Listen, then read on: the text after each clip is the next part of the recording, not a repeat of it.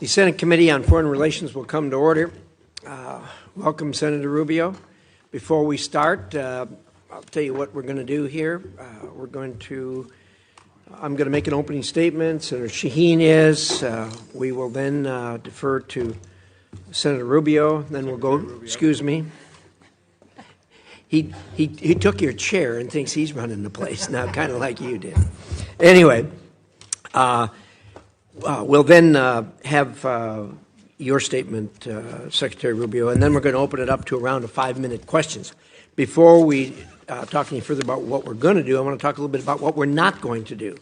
As you know, since I've taken chair of the committee, we have a zero tolerance on any kind of protests, on any kind of attempt by anyone in the audience to contact, influence, or in any way communicate with either the witness or people that are here on the dais. So that includes no signs, no standing up, obviously no shouting or comments. And so you'll be interested to hear, Secretary Rubio, since you were here last time, it's been calm and quiet. We haven't had to run anybody out of here. But if we have a problem, you'll be taken into custody and banned from the coming into this room for the next year. So with that, I would like to say a warm welcome back, Senator Rubio. We're always glad to have you here and so glad you're happy to spend time with us. You've picked up a little bit more responsibility since we saw you last time, but you don't look any worse for the wear, so I think you can handle it. And it's good to have you here again. Under President Trump and your work at the department, this administration has accomplished incredible things in a short period of time. To name a few, a secure border, a ceasefire between India and Pakistan, continued pressure on both the Russians and the Ukrainians to end the war, and the return of American hostages from the clutches of Hamas. You've instituted a return to the office for states' employees and a return to a merit-based hiring system, ensuring the department can deliver for the American people. And of course, the Trump administration has sought to overhaul our federal spending, cutting much of the waste and abuse that wreak havoc on America's bottom line. Indeed, today up here, one of the main concentrations we have of the view is the fact that we're going upside down $1 trillion every 150 or so days. You've done all of these things while maintaining our strong presence abroad. This committee has worked hard in a bipartisan manner to approve 31 nominees for posts here and overseas to make sure you have the staff you need. And we continue to do so because you can't be everywhere at once, and the U.S. must have high-level representation on the world stage. This is important because we face threats from all across the globe. Actors from China to Russia, from North Korea to Iran have united in an authoritarian axis bent on weakening the United States. I believe China is America's greatest long-term competitor. But the previous administration treated China like an ally we disagreed with rather than an aggressor that takes advantage of America and our allies at every level. The Chinese government is fundamentally different from the United States. Where America promotes free markets and innovation, the CCP clamps down on businesses and steals American intellectual property. Where we believe that every person has God-given rights, the Chinese government commits genocide against Uyghurs and other minorities in China and harasses dissidents here in America. We want to work with you to ensure you have the tools you need to counter Chinese influence, including through the Development Finance Corporation and the Millennial Challenge Corporation. To truly counter China, we need to catalyze private sector growth worldwide where we can. As you know, China is not the only threat. Over the last decade, particularly in the last 3 years, Putin's aggression has created the largest security crisis in Europe since the Second World War. President Trump is working diligently to help end this conflict. We need to keep pushing our European allies to increase cooperation on security. Some have already boosted their defense spending to 5%, but many still need to take stronger steps to confront the threats they face from Russia. In the Middle East, even after the president's successful trip, tensions remain high. Hezbollah remains a disruptor to reform in Lebanon. Baghdad must work to disarm Iranian-backed militias. Israel remains under constant threat from Hamas and Iran's other proxies. And we all hope Syria's government lives up to the opportunity you and the president have given the country with sanctions relief. Meanwhile, the maximum pressure campaign this administration is reinstating on Iran is very promising. We stand a real chance at bringing greater stability to the Middle East. I know you and the President will continue this important work. Finally, I greatly appreciate President Trump's efforts to address long-standing issues with our foreign military sales process. Rebuilding our defense industrial base is critical to America's long-term national security, and FMS reform can play a vital role in that effort. However, I should note that many of the problems that plague the FMS process are the result of less than desirable policies and practices at the Department of Defense. It is in our interest to expand our defense production capacity and deliver needed capabilities to our allies. This committee has always worked closely with the administration on foreign military sales, and I know this will continue under your leadership. Secretary Rubio, as you and President Trump remake the State Department, I hope you'll consider this committee a partner and closely collaborate with us. As you bring the department into the 21st century through thoughtful reforms, I hope to finally see implementation of my Secure Embassies Construction Counterterrorism Act and Mission in a Box Act.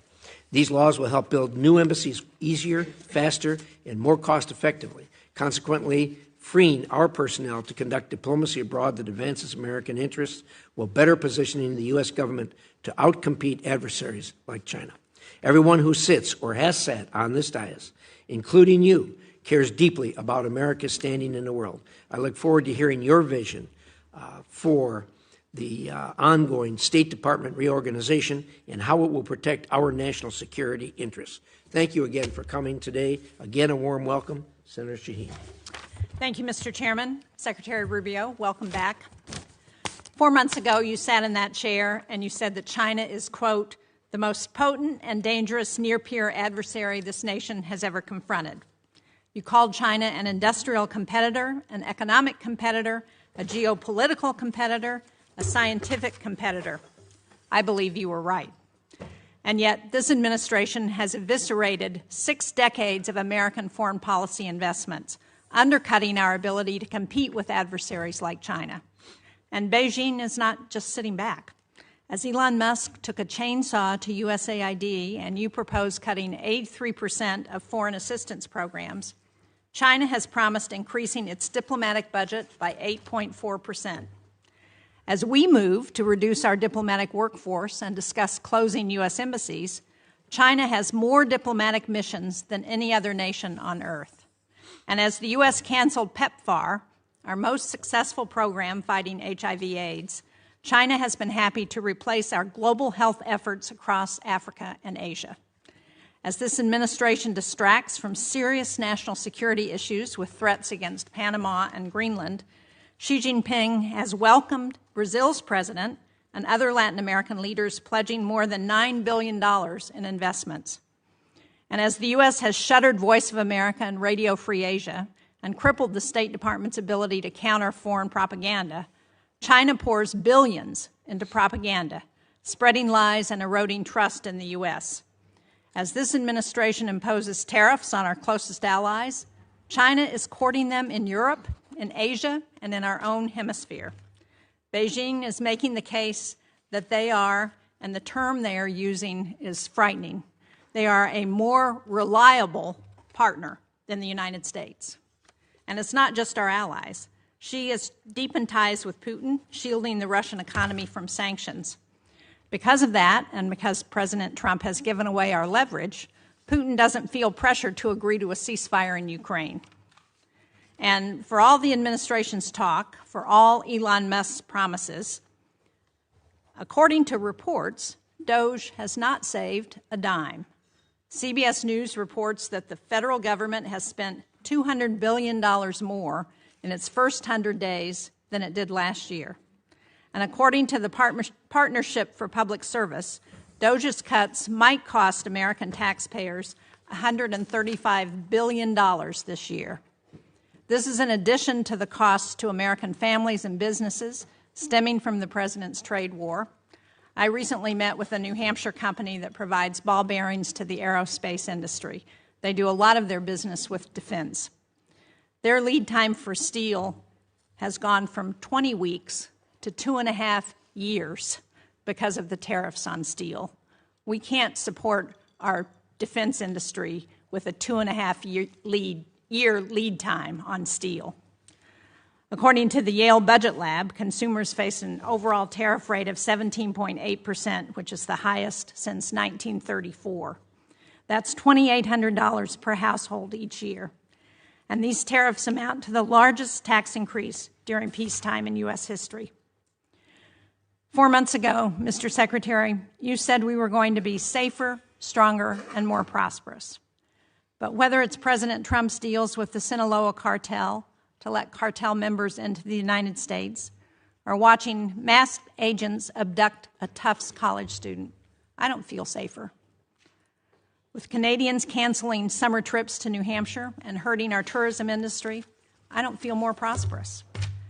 And after traveling to Ukraine and visiting the graves of people who were massacred on the orders of a Russian president this administration has bent over backwards to please, I don't feel more secure.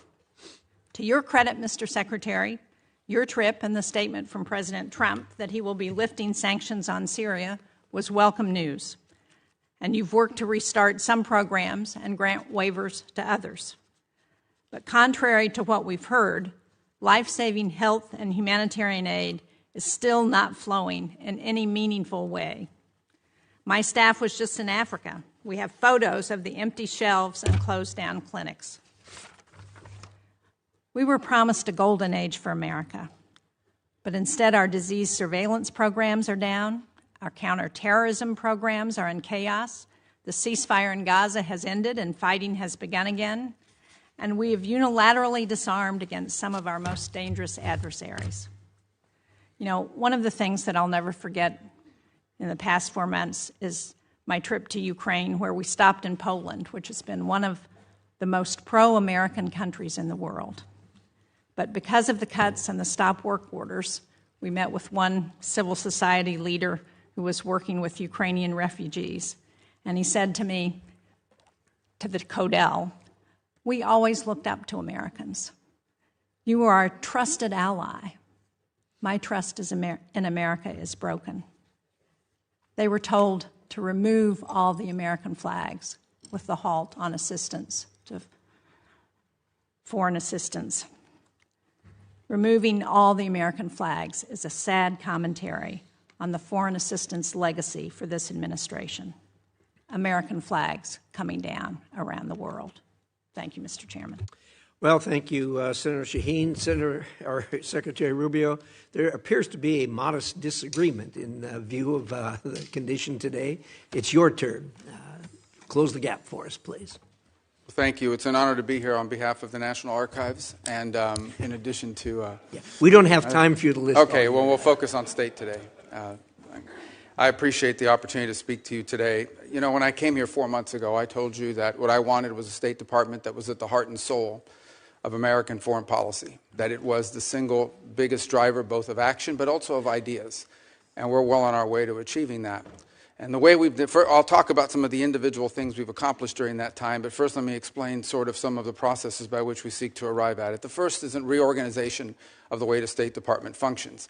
And we have sort of previewed that with the committee and many of the individual members. Obviously, we'll have to we've taken input and are taking input now through the notice process, and then we'll come back to you with a formal congressional notification once. But we are taking a lot of the input, both provided by individual members and your staff, but also from inside the building.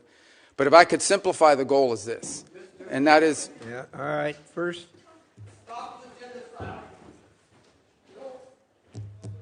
Carry on.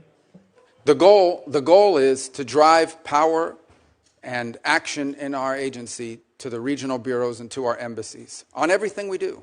We want our foreign policy to be holistic. So, for example, we recognize that the set of factors, both in diplomacy and foreign aid in Guatemala or in Trinidad or in Jamaica, are going to look different than they may somewhere in Africa, somewhere in the Indo-Pacific region. And we want those decisions and the influence over those decisions to be made, to be driven to the regional bureaus. And so what we've done is we've taken a lot of the functional bureaus and functional processes and moved them under the purview of the regional bureaus and the career individuals that serve there, and ultimately down to the embassy. One of our first tests, Senator Shaheen, is going to be in Syria. We don't have an embassy in Syria. It's operating out of Turkey. But we need to help them. We want to help that government succeed because the alternative is full-scale civil war and chaos, which would, of course, destabilize the entire region. And we are going to allow our people on the ground, both our embassy personnel at the Damascus embassy located in Turkey, and for the short period of time, at least, or in the interim, our ambassador in Turkey, to work with local officials there to make determinations about what kind of aid they need. Is it humanitarian? Is it improving law enforcement or governance functions?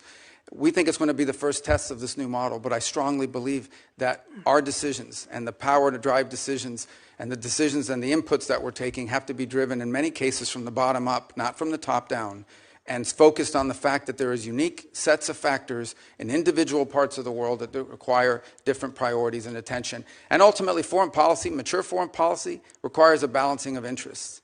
That's just a fact. Okay? Our human rights agenda is going to look different in certain parts of the world than it will in others. That doesn't mean that we as a people have abandoned it. That means that in a world where you need to conduct real foreign policy in a mature and structured way, there are ways you're going to have to balance all these.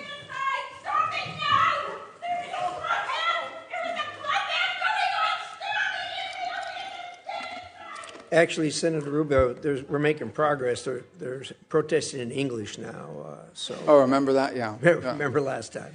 So we have to understand, and that's why we think it's so important that our regional bureaus be at the core and at the heart of everything we do. And so we feel good about that part of it.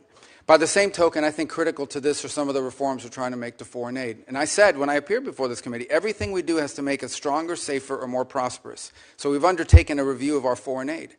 And the reality is that there are many of these programs, some are good programs. Some make all the sense in the world, and we wanted to pursue those programs. Go ahead. Some of these programs make all the sense in the world, but frankly, on the priority scale, perhaps other programs are more important. Others, frankly, made no sense at all.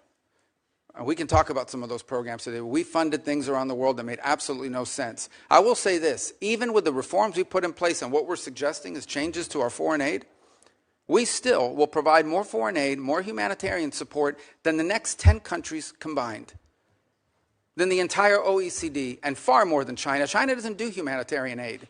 China does predatory lending. That's what Belt and Road Initiative is. That's what all of their aid. They have zero record of doing humanitarian aid in the world. And frankly, they don't know how to do it. They have no interest in doing it. What they're very good at is going into some country, making you a loan, and then holding that debt over your head. And that's what they continue doing. By the way, you have to hire a Chinese company to do it. So I don't agree with this assessment that there's no evidence whatsoever that China has either the capacity or the will to replace the U.S. in humanitarian assistance, in food deliveries, or in developmental assistance for that matter. We provide development assistance. They provide debt traps. And that's a point over and over again around the world that we've made, and we found receptive audiences to it. Now look, anytime you undertake reforms of this magnitude that needed to be made, you're going to have hiccups and you're also going to have controversy. But these reforms had to happen. At USAID, 12 cents of every dollar was reaching the recipient. That means that in order for us to get aid to somebody, we had to spend all this other money supporting this foreign aid industrial complex. We're going to find more efficient ways to deliver aid to people directly, and it's going to be directed by our regional bureaus, and it's going to sponsor programs that make a difference, and it's going to be part of a holistic approach to our foreign policy. And I look forward to engaging with this committee and the appropriators as well, and ensuring that we get to the right place on that. My last point I would make, and this is something I am very proud of. I believe, and I'm not besmirching anyone else, but I believe that the approach we have taken at the State Department, and frankly at USAID, but at State Department, to move forward reforms that involved intake from all of our partners, that required input from people within the building. Many of the reforms we've made were driven by people inside the building, many of whom have worked there for 20 or 30 years. And now we are engaged with Congress, both in the House and Senate, in a comment period where we're taking many of your comments and are making changes to our organizational proposals that we look forward to bringing back to you with an official congressional notification. And even after that, there'll be an opportunity to move forward. But the State Department had to change. I'm telling you, it was no longer at the center of American foreign policy. It had often been replaced by the National Security Council or by some other agency of government, when in fact we have these highly talented people, many of whom have served in multiple posts around the world and have a holistic view of how foreign policy needs to be conducted, that were being edged out. Because you know what? When I get a decision memo early on at the State Department and they would hand me these memos, there were 40 boxes on this piece of paper. That means 40 people had to check off, yes, okay, before it even got to me. That's ridiculous. That takes too long. That's why people said, don't use State Department. They take too long, and it's too cumbersome. And any one of those little boxes didn't get checked, the memo didn't move up the chain. That can't continue. We can't move at that pace in this world. Events happen quickly, and we have to be able to move at the pace of relevance. And so I hope to work with you in a productive way to make that possible. You're not going to like all the changes, but I want you to know what the intent of the changes are. It is not to dismantle American foreign policy, and it is not to withdraw us from the world. Because I just hit 18 countries in 18 weeks. That doesn't sound like much of a withdrawal. And I see some of these foreign ministers, including individuals from Ukraine, more than I've seen my own children. And I talk to them at least 3 times a week. We are engaged in the world, but we're going to be engaged in a world that makes sense and that's smart. And that isn't about saving money. It is about ensuring that we are delivering to our people what they deserve, a foreign policy that makes America stronger, safer, and more prosperous. Thank you. Thank you, Senator Rubio. We're going to do a round of questions. We'll go 7 minutes since we have a secretary here. And I'm going to start. One of the things that you mentioned, and admittedly, what we're dealing with here is a large number of subjects. I want to focus on one that Senator Shaheen and I have worked together on, and that's the Syria matter. Thank you and the President for suspending or lifting the sanctions on Syria. I think the next step, and I think you agree with us that both Syria and Lebanon are opportunities for us. And we need to explore the opportunities with a careful eye on what's going on to make sure it stays on track. I think the next step, as far as I'm concerned, as far as moving Syria forward, is getting personnel on the ground there. And you and I talked about the possibility of opening the embassy. And I understand that this isn't a classified setting, but can you maybe describe for us the challenges of opening the embassy, why we haven't done it to this point, staying within the bounds of the Yeah, well, it's entirely driven by security concerns. By the way, it's not the transitional authorities. We don't think they would harm us, but there are other elements on the ground in Syria that we have to be able to protect our people. Important point. And there are the ability, you don't just have to be able to get people in, you have to be able to get people out. We have all kinds of requirements that are there for a reason. If someone is hurt, do you have a medical evacuation plan? Can you secure a facility from an attack from an armed group, many of whom are still running loose in the country, unfortunately? It's one of the fundamental challenges the transitional authority is facing. On the broader point of Syria, I would say when Syria, if you look at the history of the region, when Syria is unstable, the region becomes unstable. And this has certainly been true after the Arab Spring led to the Assad rebellion against Assad, and that really destabilized the entire region. And then it turned Syria, frankly, into a playground for jihadist groups, including ISIS and others, that used it to operate and to destabilize their partners. So you have this change in December. And my view, which I've discussed with many of you individually, is the bad news is that the transitional authority figures they didn't pass their background check with the FBI. Okay? They've got a tough history and one that we understand. But on the flip side of it is, if we engage them, it may work out, it may not work out. If we did not engage them, it was guaranteed to not work out. In fact, it is our assessment that, frankly, the transitional authority, given the challenges they're facing, are maybe weeks, not many months, away from potential collapse and a full-scale civil war of epic proportions, basically the country splitting up. The good news is that there is a Syrian national identity. It is one of the places in the Middle East where Alawis and Druze and Christians and Sunni and Shia have lived and Kurds have lived alongside each other underneath the banner of a Syrian identity until it was broken by a butcher, Assad, who pitted them against each other. So they face a number of challenges. The first is they are dealing with deep internal distrust in that country because Assad deliberately pitted these groups against each other. He claimed to be the protector of the Alawis and the Christians and pitted them against the Druze or whoever else he wanted to, and the result is a deep level of distrust. The second is the displacement, upwards of 6, 7, 8 million Syrians living abroad. Very successful, by the way, in the countries they go to. But we need to figure out how we can enable the transitional authority to create an environment where they come back home, where they can come back to their homes, where they can help rebuild their economy.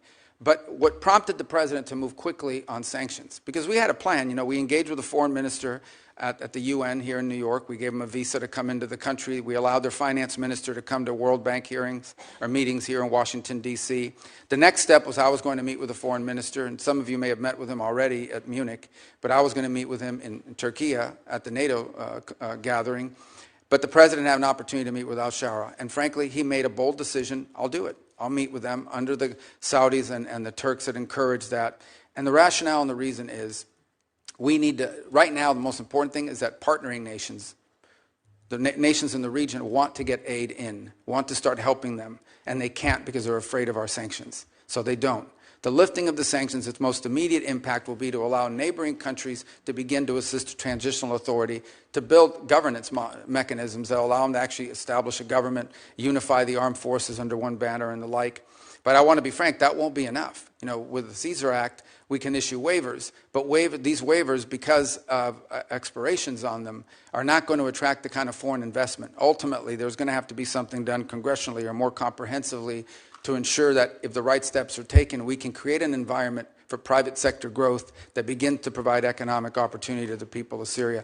But one last point I would make is the outcome in Syria will have a deep impact on what happens inside of Lebanon, because Lebanon, too, has been hurt by a combination of clashes at the border, but also they've had to assume responsibility for some of these Syrian refugees. We believe that, by the way. So the combination, if you think about a region, let's say 2 years from now, where Syria and Lebanon are stable, that opens up incredible opportunities around the region for all kinds of peace and security and the end of conflicts and wars. Obviously, this is a big task. It's, you know, big picture thinking, but it's a historic opportunity and one that we are obligated to try to explore and see if we can make it work. Thank you. I appreciate that, and I think we're in full agreement with this, and it is a conundrum as far as the sanctions are concerned. We've got the 6 months, but as you say, the future. It's hard to predict the future since it hasn't happened yet, as Yogi Berra used to say, and there are real issues and risks in the future. We can take it a step at a time. You issued a visa to the foreign minister. Senator Shaheen and I met with the foreign minister in Munich. You issued him a visa to come to New York, which was important to meet with other heads of state. Do you have the ability to do that for the president also? Sure. I mean, we could, and there may be an opportunity to do that come the General Assembly of the United Nations. Yeah, probably will be, and I think that's important. Let me, you know, we do hear a lot of complaining and renting of garments over cuts here and there on our foreign assistance, but the number you laid out is absolutely stunning. That the United States contributes more to foreign aid than the next 10 countries put together. I mean, that's an absolutely stunning number. So I guess what you're telling us, before we feel too guilty about it, that we need to look around and compliment ourselves for what we are actually doing and have been doing for a long time. Fair statement? Yeah, there's no doubt, and we want to do it in a smarter, more targeted way. Yeah. Lastly, let me give you a minute on PEPFAR.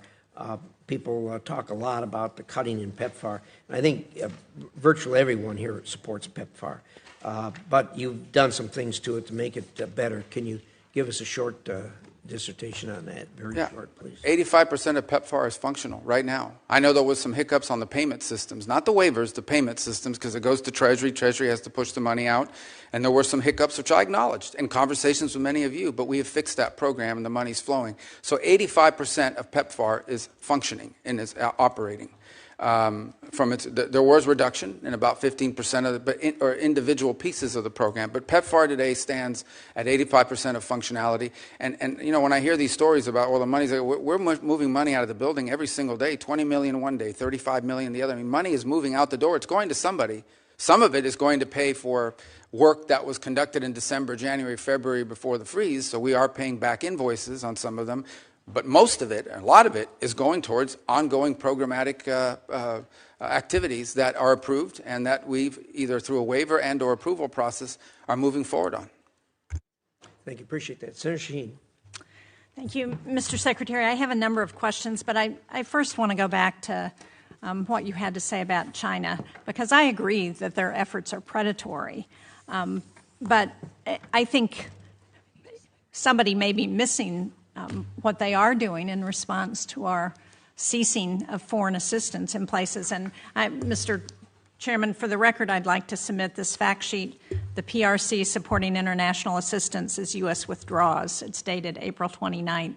And just to give you a few examples, Earlier this month, General Michael Langley, who's the commander of U.S. Africa Command, I sit on the Armed Services Committee, and when we asked him about the end to specific USAID programs, he stated that the PRC is trying to replicate, in quotes, specific USAID programs in Africa that the Trump administration cut, including PEPFAR. And, I mean, there are several pages of these examples. Another one is in Cambodia. After the U.S. terminated $2 million in demining programming in Cambodia, the PRC immediately announced $4.4 million to expand its own demining programs. The PRC also recently stepped in to fund child literacy and nutrition programs previously supported by USAID. So we can pretend that China is not doing these things and picking up and promoting themselves as a reliable partner when the United States is not. But we have specific examples that show where this is happening. But I want to move to Ukraine because we heard the conversation that the president had with Vladimir Putin, the phone conversation where Putin didn't agree to any meaningful negotiation that would end this war in Ukraine. As President Trump has admitted, Vladimir Putin is taking him for a ride. Now, we have a bipartisan bill in the Senate that's led by Lindsey Graham. It has 80 sponsors. I understand that the House members are ready to take this up on a discharge petition if we pass it out of the Senate. How much longer until we rein Putin in? And are you prepared to support that sanctions bill that Graham and Blumenthal and 78 other members of the Senate support? Well, let me answer your last question first, and that is about the bill. We obviously can't control what Congress does, and we've told the Russians this. Not now, 6-8 weeks ago. I believe, Senator Shaheen, you were involved in a conversation that made it clear to the Russians what would happen if there was no progress made. And that's been repeated multiple times. I would also make this point, and it's important. Every single sanction, not one sanction has been lifted on the Russians. Every single sanction that was in place under the previous administration remains in place. So this idea we've given up leverage, well, we have the same leverage today we had under the previous administration. Well, now, Mr. Secretary, I would argue that the leverage that we've given up is taking NATO membership off the table, taking away a commitment to continue to help the Ukrainians with intelligence sharing and with military equipment and arms that they need to help fight this war. Well, that continues. There was a pause for 1 week. All of that was restarted. That was intelligence sharing, though, but it doesn't cover the equipment and arms. Oh, absolutely. That program has not been rescinded. They continue to receive armaments from the United States. And we continue to fund what the Ukrainians need as the president, and are you prepared to pass another supplemental bill to support them? Well, that's a different decision. That's a different question. That's not up for me to decide. The White House would have to make a determination about whether to come to Congress for a supplemental. But everything that's been approved and congressionally appropriated is ongoing. In fact, to the extent that the Ukrainians have asked for anything additional, what they've asked for is air defenses, Patriot units, which frankly we don't have. But we are working closely with our NATO allies. There are NATO allies that do have some batteries of Patriot missiles that they could provide or transfer over to the Ukrainians to defend, for example, the airspace of Kyiv and other places. And we've been encouraging in that front and working alongside our partners there to get deliveries of some of these systems. As you can imagine, none of these countries want to give up their Patriot systems either. But we can't make them fast enough, and part of the challenge we have in Ukraine is that munitions are being expended substantially faster than the ability of the broader West, not just us, but the West, to produce them. Now, that said, on the issue of Ukraine, here's what we can all agree on. There is no military solution to this crisis. Right. It will have to end in a negotiated settlement. And the fundamental challenge we have in Ukraine is this. Russia wants what they do not currently have and are not entitled to, and Ukraine wants what they cannot regain militarily. And that's been the crux of the challenge. I don't disagree with that at one level, but on the other hand, what Vladimir Putin is doing now is playing for time, and he's playing this president like a fiddle. And the longer he plays it, the more opportunity he has to gain territory in Ukraine, and the harder it's going to be to get him to the table. What we need to do is to put pressure on Vladimir Putin in every way we can to ensure that we can get them to the negotiating table.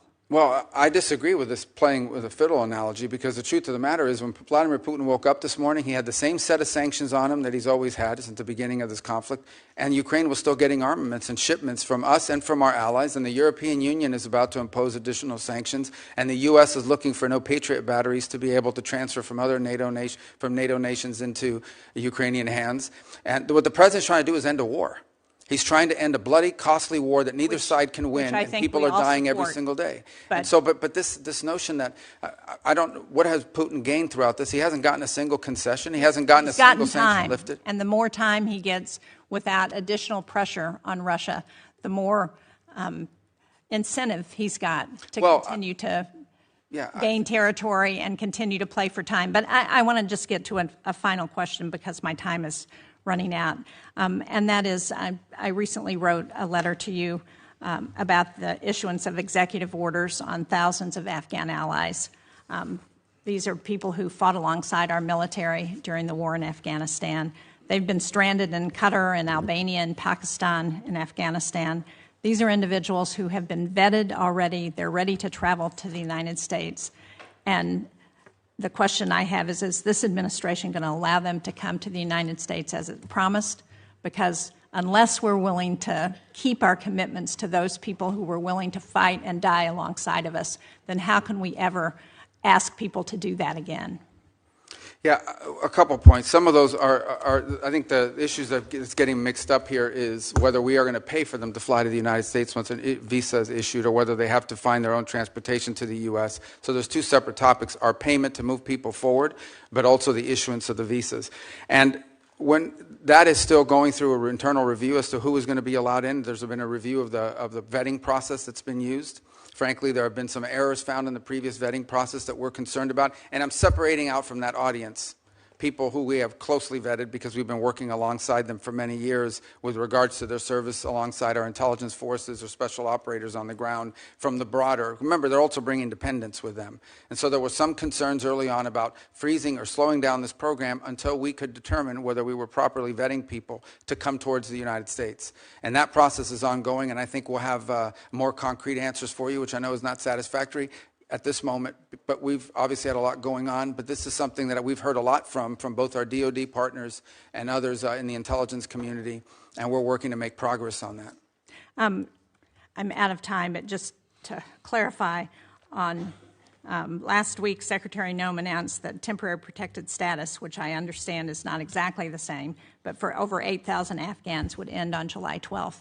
Many of those people are people, again, who fought and died alongside of our men and women in the military. And for us to send them back to sure death at the hands of the Taliban is just not what they were promised when they agreed to fight with us. Thank you, Mr. Chairman. Thank you, Senator Shaheen. Senator Ricketts. Thank you, Mr. Chairman. Secretary Rubio, welcome. The United States is at its most dangerous time in our history since World War II. And we know, we can see what Russia's done in Europe. We know the increasing aggression of communist China, Iran, North Korea. I want to hit upon Iran real quickly here. As you know, this is a theocracy that's got brutal mullahs and corrupt military. They chant death to America, death to Israel. You've had 4 rounds of negotiations with them so far, and I think you framed it best when you said earlier this month they have to walk away from sponsoring terrorists, they have to walk away from helping Houthis, they have to walk away from building long-range missiles that have no purpose to exist other than having nuclear weapons, and they have to walk away from enrichment. That was your quote earlier. And that enrichment is particularly important, as you've stated, and Steve Witkoff reemphasized over the weekend, the ability to enrich at 3.67% for a civilian program. It only takes a few weeks to get to 90% for a military-grade weapon. Now, what I'd like you to just talk about real briefly is, what are you thinking about when you say they've got to get rid of their nuclear program, they've got to have complete disarmament? Is it still the policy that they cannot be allowed to enrich at all in Iran? Thank you. Well, obviously, these are ongoing, I hope to be ongoing negotiations, because the alternative would be far worse, in my view, but maybe necessary. But we hope that we can reach an agreement with Iran. So here's the baseline that I've described to everybody on it. If what Iran wants is a civil nuclear program, energy, the ability to develop nuclear energy. There's a model for that multiple countries around the world currently follow. And that allows them to build reactors and then bring in enriched material and use it to generate electricity. And that's a model that will be available to Iran potentially if they choose to take it. If, on the other hand, they want to retain enrichment capability. And I just described this because if anyone's watching this or in the future, this can get a little complex. All of you understand it, but for the general public, it's important when you get into the details of this. Once you know how to enrich at any level, all you need is time to be able to enrich at a higher level. And they've already proven the ability to enrich at a higher level. In fact, they have and are doing so now. In fact, their legislative branch passed a law requiring them to break JCPOA and enrich way beyond, almost well beyond 60%. So you're absolutely right. About 90% of the work of enrichment is getting to that 3.67 level. After that, the rest of it is just a matter of time, not to mention what the gap is from the 20% for medical isotopes, which is the other thing they insist upon. So the Iranian position is that they don't just want energy. They claim that enrichment is a matter of national pride. It is our view that they want enrichment as a deterrent. They believe that it makes them a threshold nuclear power and as a result becomes untouchable. And that is the crux of the situation we're facing right now. And there are other actors, and I won't go much deeper into that, but there are other nation states in the region that are also range from uncomfortable all the way to view as an existential threat the belief that Iran could ever be in a position of maintaining its enrichment capability in the long term that could quickly be weaponized. So that is the basis upon which we are negotiating with the Iranians. Our hope is that we can encourage them to show them a path towards prosperity and peace that allow them to develop their economy, that allow them, if they want, to have a civil nuclear energy program like other countries around the world have without enrichment. And it's our hope we can encourage them in that direction. The president has been very clear, and I won't elaborate any further, that they are never going to get a nuclear weapon. That is not going to happen. But I much prefer, and I would venture to guess all of you would much prefer, if we could reach an arrangement where they agree to this off-ramp, to this pathway towards prosperity and peace, as opposed to the road they have been on for the last 20 years. And it will not be easy. But that's the process we're engaged in now. Right, thanks. So let's go to Communist China, because they're the greatest existential threat that we face as a nation. We both agreed last time you were before this committee that we need an all-of-government, not just an all-government, but we also need an all-of-society approach on how we face Communist China.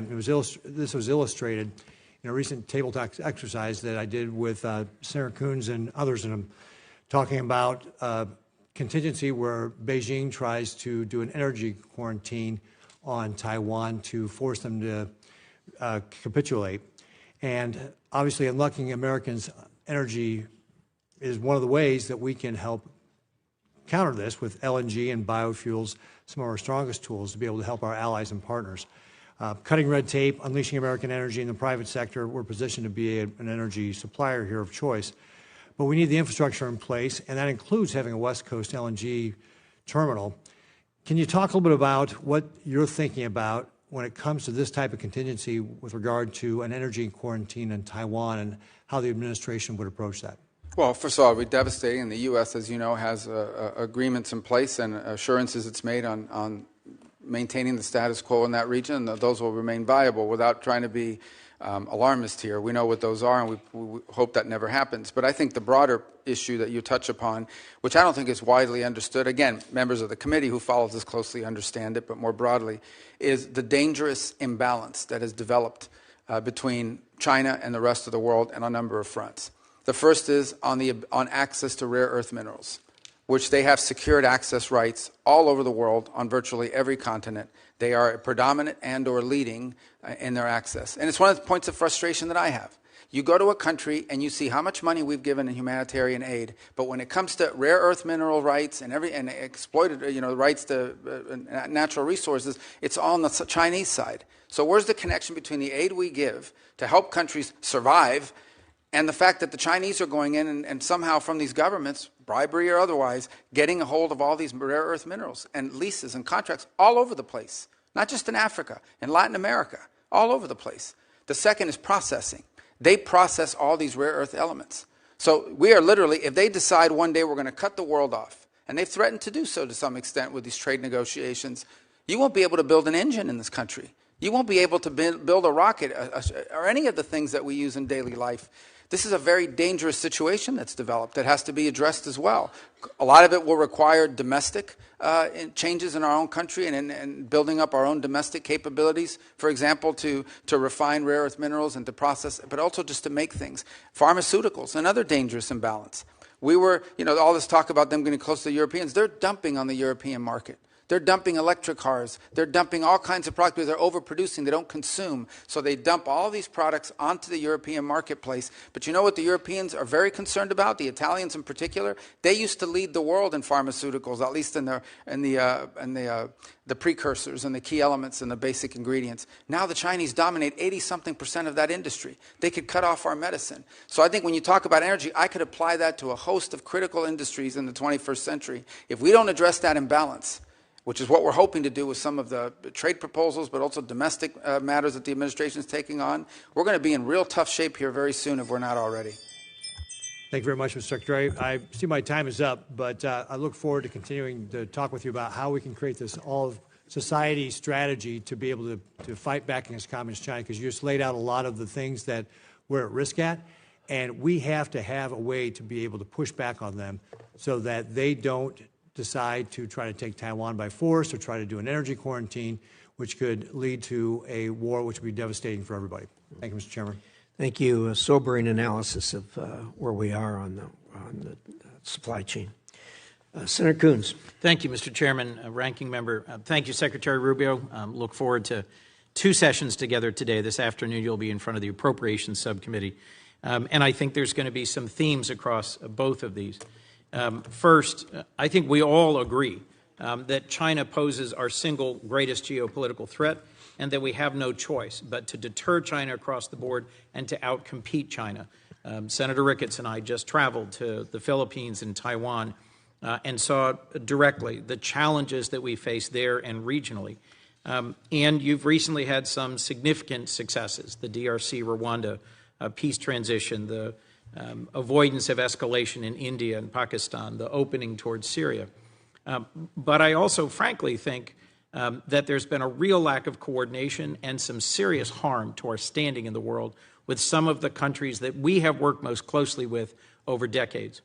The DOGE-driven, abrupt, and largely illegal cancellation of billions of dollars of contracts for humanitarian relief and aid, and the disrespect and the dismissal of thousands of AID staff and our NGO partners stands in sharp contrast to the state reorganization process you just presented on in your following. You've submitted plans and proposals. We're having a conversation. You're going to send a congressional notification. We're going to have a hearing. That's the way that the reforming of USAID could have and should have happened. And so I just at the outset had to say, as someone who spent 15 years traveling the world, visiting both our partners and allies, looking at independent or semi-independent agencies like the MCC and the DFC and their role, and visiting NGO partners and the USAID, I reject the broad characterization of them by Elon Musk and DOGE as criminals who were wasting taxpayer money. You've heard across all of us support for PEPFAR, concern about humanitarian relief, and the vision that this is a key strategic asset for us. It's my hope that we'll work together to actually make real a more effective, focused, and sustainable foreign aid component to what STAID does, and sustaining organizations that we help build together, like the MCC, the DFC, and the Global Fragility Act. So let me turn to this for a moment. My colleague, Senator Shaheen, made reference to places in the world where the CCP and the PRC have stepped forward. I agree, they're never going to deliver humanitarian aid the way we used to and with the breadth, depth, and effectiveness that we have. But I also think they're taking advantage of the opening to say that we're not reliable, that our decades-long partnerships can't be sustained and extended, and to question our motivations. So I think we need to step out quickly to avoid creating a big hole in our credibility globally. Let me just start on a few questions with Ukraine. The previous administration worked closely with our partners and allies in Europe on sanctions to tighten them, to close loopholes, to extend designations. Are you continuing to do that? Work with our allies? to tighten the Yeah, sanctions? so, well, first of all, the Europeans have their own set of sanctions, and we've coordinated with them very closely. In fact, the president had a call with at least 6 leaders from Europe yesterday. I had meetings with what we call the Quint that include Italy,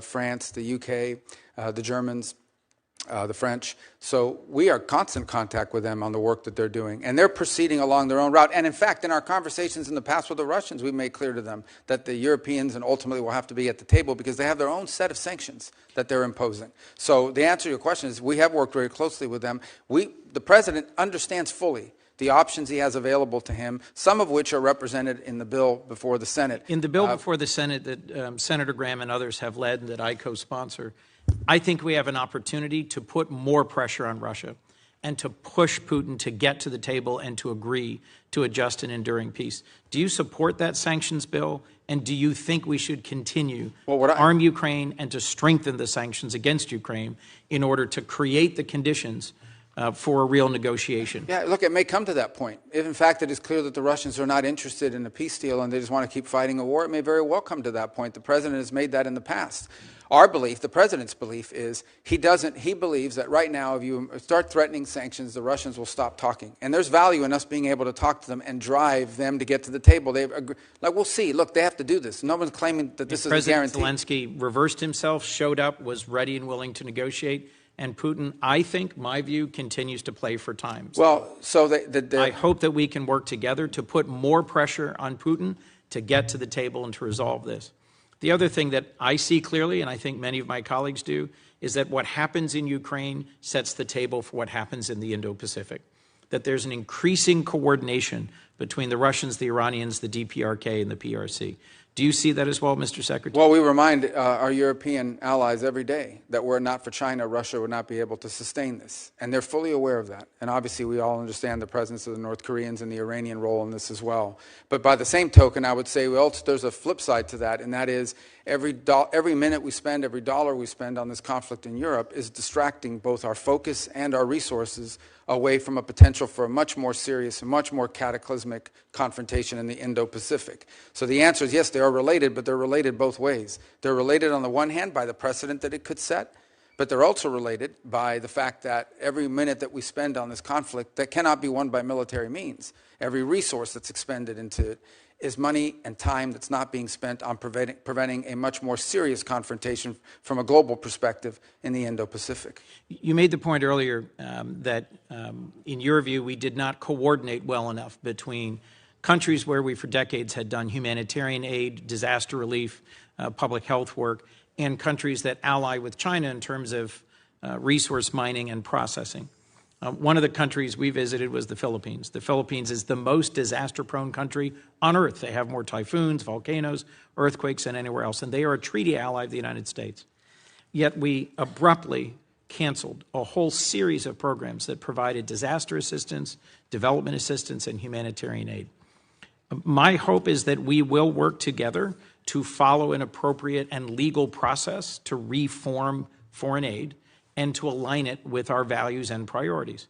I've long seen the MCC and the DFC as critical components in pushing back on what you correctly perceive as the PRC's extractive engagement with much of their region. What do you see as the future for organizations like the MCC and the DFC? And when we next speak this afternoon, I'll be pressing you on the America First Opportunity Fund and understanding how this nearly $3 billion Agile Fund will fit into the picture for the future of aid. Yeah, on DFC, we don't control those two entities. They're independent. They're both undergoing a review. DFC, I think, has the opportunity to potentially even expand. That's not a commitment, but I'm telling you there's talk about that. On Millennium Challenge, I think that I saw some reporting out there that it was being imploded. My understanding is the way it's being approached is that it's being reformed but not done away with. It was actually created as an alternative to the way we did aid with USAID. And so there's work happening on both of them. So my personal view on DFC is I think DFC has an opportunity to perhaps do more. And it's the sort of investment we want to make around the world and the way it's structured. And on Millennium Challenge, it's undergoing a review right now, but the review is designed to improve it, not to eliminate it. Well, we should talk more directly about that. I'm concerned that what's happened in other agencies is happening there.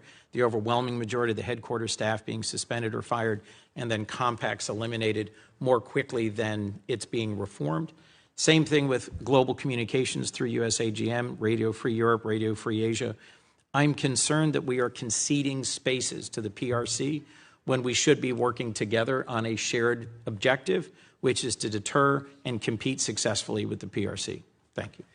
Senator Curtis.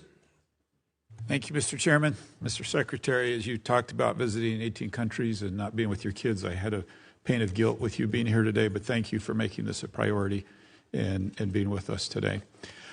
This might surprise some of my colleagues and maybe even you, but for the last several years, I've led a Republican delegation over to the Conference of the Parties, COP, and I believe that a Republican voice is really important at that table. I would point to issues, for instance, like nuclear. When I first started attending COP, nuclear was out of power, and we were shouting from the housetops that we had to have nuclear power, and I think that's shown the influence of a Republican voice over there. Your agency has done, and I applaud, a lot of reduction in cost cutting. Part of that's been the State Department's Office of Global Change, which would normally handle the COP arrangements. I'm wondering who we would work with, and if you've given any thought of who we can coordinate to make sure the U.S. and that we have a good presence over there in Brazil. Yeah, so that'll be rolled into our Economics Bureau in the restructure. And I think on the energy front, it's actually going to be at the forefront of foreign policy for the next 100 years. One of the reasons why just AI alone and AI development alone is going to put a strain on the amount of energy that it's going to take to produce AI and AI-driven innovations will. We just don't produce enough global energy to meet it.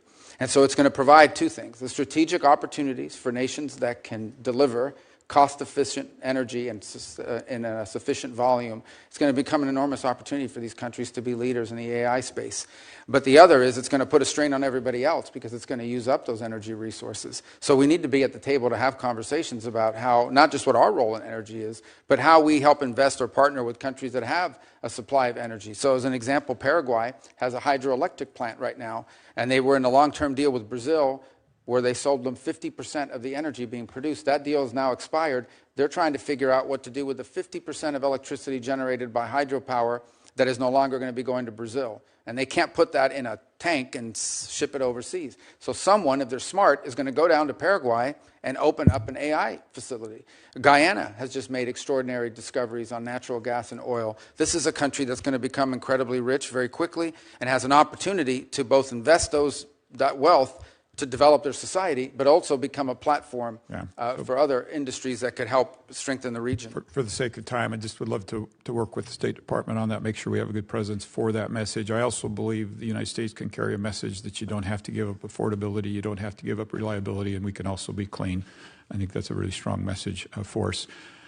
Foreign assistance has been talked about a lot today, and I'd like to just point out that there are a number of philanthropic entities in Utah. We have the Church of Jesus Christ of Latter-day Saints who are really ready to stand up and go to work. I know Catholic Charities, there's many like that. And just want to make sure you're factoring those into kind of your rebuild and restructure. I know there are a lot of people like that ready to jump in and be part of this.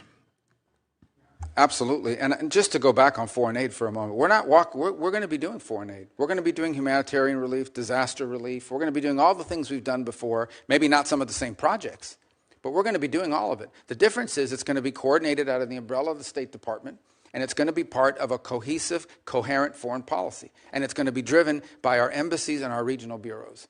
So in the case of the Philippines, which was brought up a moment ago, we're going to rely not just on the region, the bureau here in Washington, but in our embassy on the ground to help us every single year construct what aid needs to be delivered, be it humanitarian or disaster relief or the like, to that country. And that's been missing, that sort of cohesive approach to how we treat foreign aid as a tool in our broader toolbox, as opposed to its own toolbox altogether. We want to make it part of our broader toolbox on foreign policy. Yeah, and I think my only footnote is, as we do that, let's keep in mind that many people are willing to participate and be part of this without a drag on the U.S. tax dollar that I think can complement the vision that you just laid. I've had the opportunity to work with you on the House side on some legislation and to some degree fill some of your big shoes here on Taiwan and Hong Kong. And I just wanted to touch on that briefly. I know Senator Ricketts brought up Taiwan with the recent implementation of more national security laws and the blockade-style drills around Taiwan. How can Congress better work with you and your department to support you and make sure we're doing everything that we can do? I mean, unfortunately, with Taiwan, I think with Hong Kong, as we've seen, is its autonomous stand. I think our law now reflects that is no longer real. It is basically an extension of, and I think one of the great examples of that is a company named Hutchison Ports, which is headquartered in Hong Kong, and they control two of the main facilities, the D2 main facilities on the Panama Canal. And everyone was saying, well, they're not a Chinese company. They're not Chinese. They're a private Hong Kong company. Well, when Hutchison Ports decided they were going to sell, all of a sudden the Chinese government's put all kinds of pressure on them, and it slowed down the deal. So how can it be if this company is an independent Hong Kong company, why do they care what the Chinese authorities think? Well, the reason is because they are under Chinese control and Chinese influence. And the fact they're headquartered in Hong Kong is no longer a protection from that. So I think it's important for us to understand Hong Kong cannot become a place where China can evade, be it sanctions or restrictions, by simply hiding behind some company who has an address there. It is sadly, tragically, and unfortunately, fully under the control, for national security perspectives, of authorities in Beijing. And sadly, as part of that, has lost all of the values that were in Hong Kong before, of a free press, of free people, that went with that as well. Yeah, those are incompatible with authoritarian rule. Good. Thank you. Thank you for being here today, Mr. Chairman. I yield. Thank you, Senator Curtis. Senator Murphy. Thank you very much, Mr. Chairman. Thank you, Mr. Secretary, for being here. Before I ask my questions, I just ask that after this hearing, you go back and reconsider a claim that you made in your opening statement. It would certainly shock Americans to hear that only 12% of our foreign aid reaches recipients, needy recipients on the ground, the people who need the help. That is not actually an accurate number. That is the amount of our aid that goes directly to local groups on the ground. But as you know, most of our aid runs through bigger international organizations like Save the Children. Those entities are getting somewhere around 80–85% of the aid we give them directly to recipients on the ground. And so I think what you've done to shutter USAID is illegal, but I also think it's bad policy, and I do think it's important for us to all be operating with the same set of facts. And the fact is not that only 12% of taxpayer dollars are ending up in the hands of the people who really need it on the ground. Mr. Secretary, I wanted to talk to you about the president's personal business interests.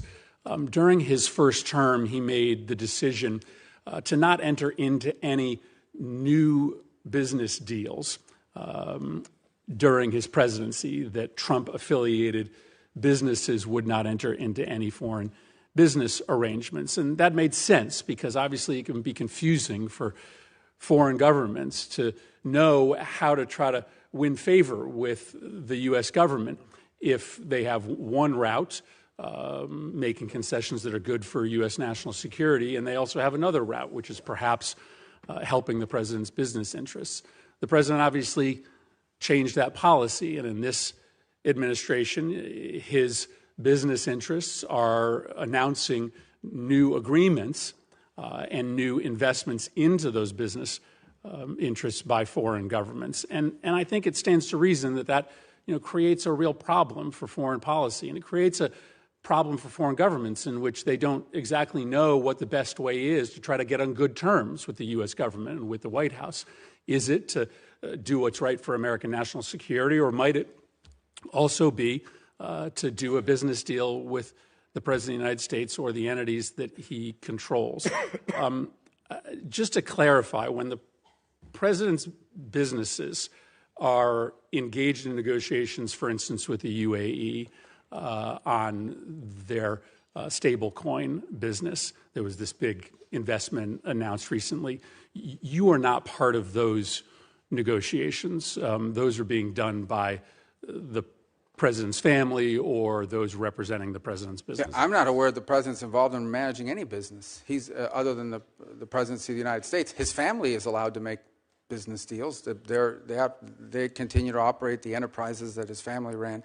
I also don't accept the notion that these deals, that, for example, in Saudi Arabia or the UAE or Qatar, had anything to do with the president. For example, the Qatar bought $200 billion worth of airplanes from Boeing. The president's not as far as I know, not a shareholder, certainly doesn't own Boeing. So the overwhelming, if you look at the deals that were structured, they were involved in investments in the United States. That's the deals he signed, and or investments in, for example, the UAE or Saudi Arabia involving artificial intelligence. UAE did announce a massive investment in World Liberty Financial, and World Liberty Financial is controlled by the president. And the president does actively engage in these businesses. He uses his social media to market the businesses that are being run by his family. I mean, just go on to his social media feed and you will see him marketing his meme coins. So that is the president of the United States. That is not his son's doing. But that, just to be clear, that was not part of this.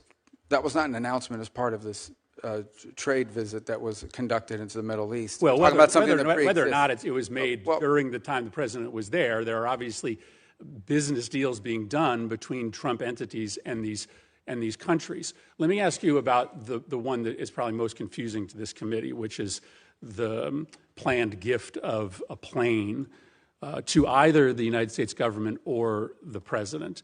Is it your understanding that this luxury plane that Qatar has offered the president, and the president has announced he is willing to accept, is a gift to the United States government, or is it a gift ultimately to the president himself that he can use in his library? Well, you'd have to talk to the Department of Defense, because this is a replacement or at least a temporary bridge plane for Air Force One, the new Air Force One, which is way off its delivery schedule.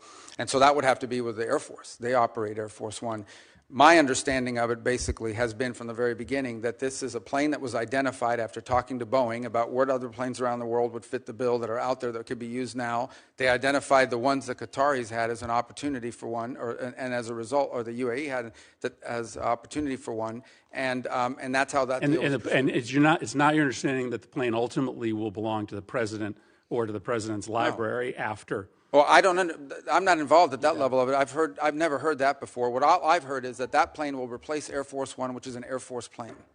Let me ask you about the dinner that's happening this Thursday night. The president has offered access to him to the 200 top purchasers of his meme coin.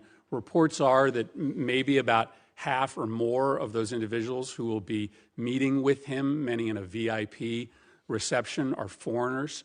Do you have a list of those foreign individuals who will be meeting with the president? I don't. I don't know anything about. I didn't even know there was a dinner on Thursday night, so I'm not sure what you're referring to. So you don't know whether any of the foreign individuals who are going to be meeting with the president this Thursday night, for instance, are on our list of sanctioned individuals, or whether any of those individuals have connections to, let's say, terrorist organizations abroad? Well, I think if they had terrorist links, the Department of Homeland Security probably would not have allowed them into the country. But again, I don't even know there is a dinner on Thursday. You're asking me about something I don't know about. Well, but listen, this is a dinner that the president is having.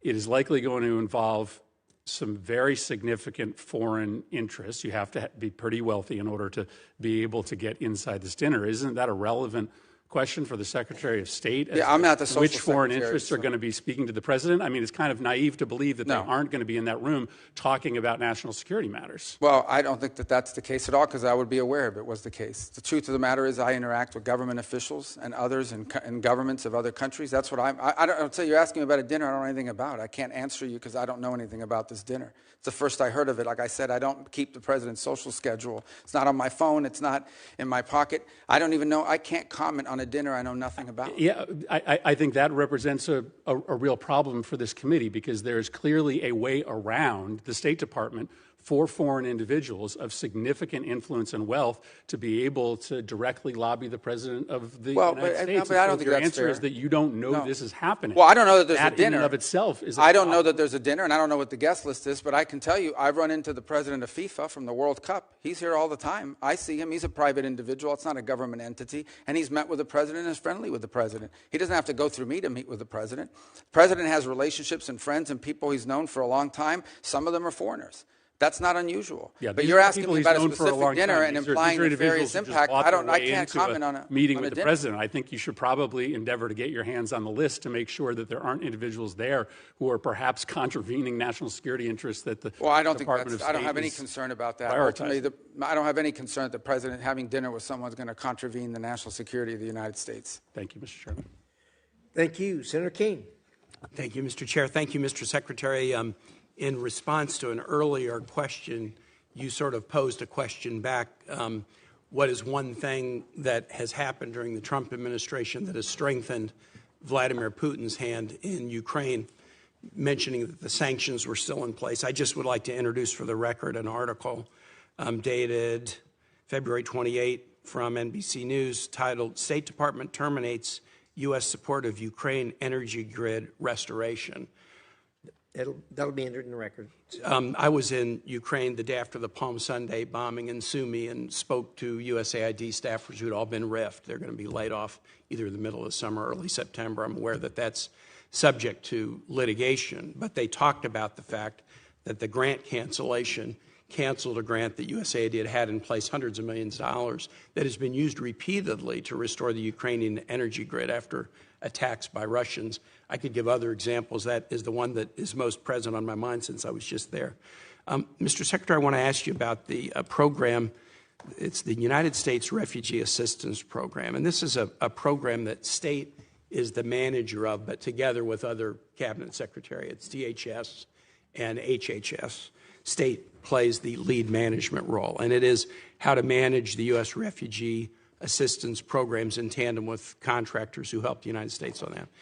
By an executive order on the first day of his presidency, President Trump paused all refugee programs and has canceled contracts to the agencies like the U.S. Catholic Church or Lutheran Refugee Services or HIAS or Church World Services who've been resettling refugees. Those programs are paused. There's litigation about it, but as far as I know, the United States is not, or the administration has not withdrawn the executive order. So there's essentially from this administration no refugee programs for anyone except.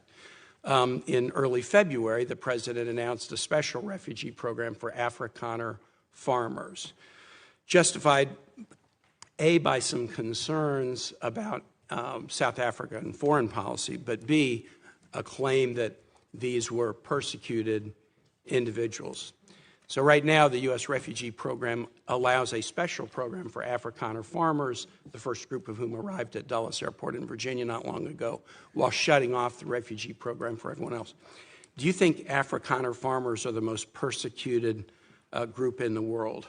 I think those 49 people that came certainly felt they were persecuted, and they've passed every sort of check mark that had to be checked off in terms of meeting the requirements for that. They live in a country where farms are taken and land is taken on a racial basis. Okay. Do you think they're more persecuted than Uyghurs or Rohingyas, or more persecuted than political dissidents in Cuba or Venezuela or Nicaragua, or more persecuted than those who would be threatened should they be returned to Afghanistan by violence by the Taliban? Well, the problem we face there is the volume problem, okay? If you look at all the persecuted people of the world, it's millions of people.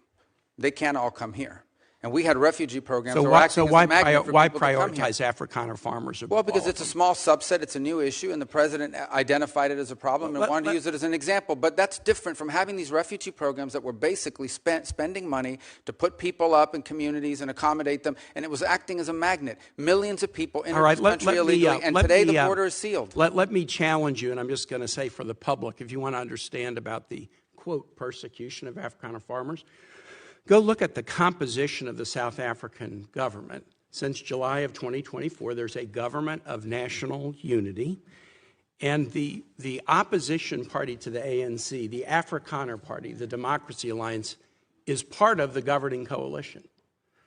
They joined the governing coalition a year ago, and the leader of that party was given the remit of Agriculture Minister, John Steenhuisen. He is the leader of the former Afrikaner Party, still widely representing Afrikaners. He is the Minister of Agriculture in South Africa right now.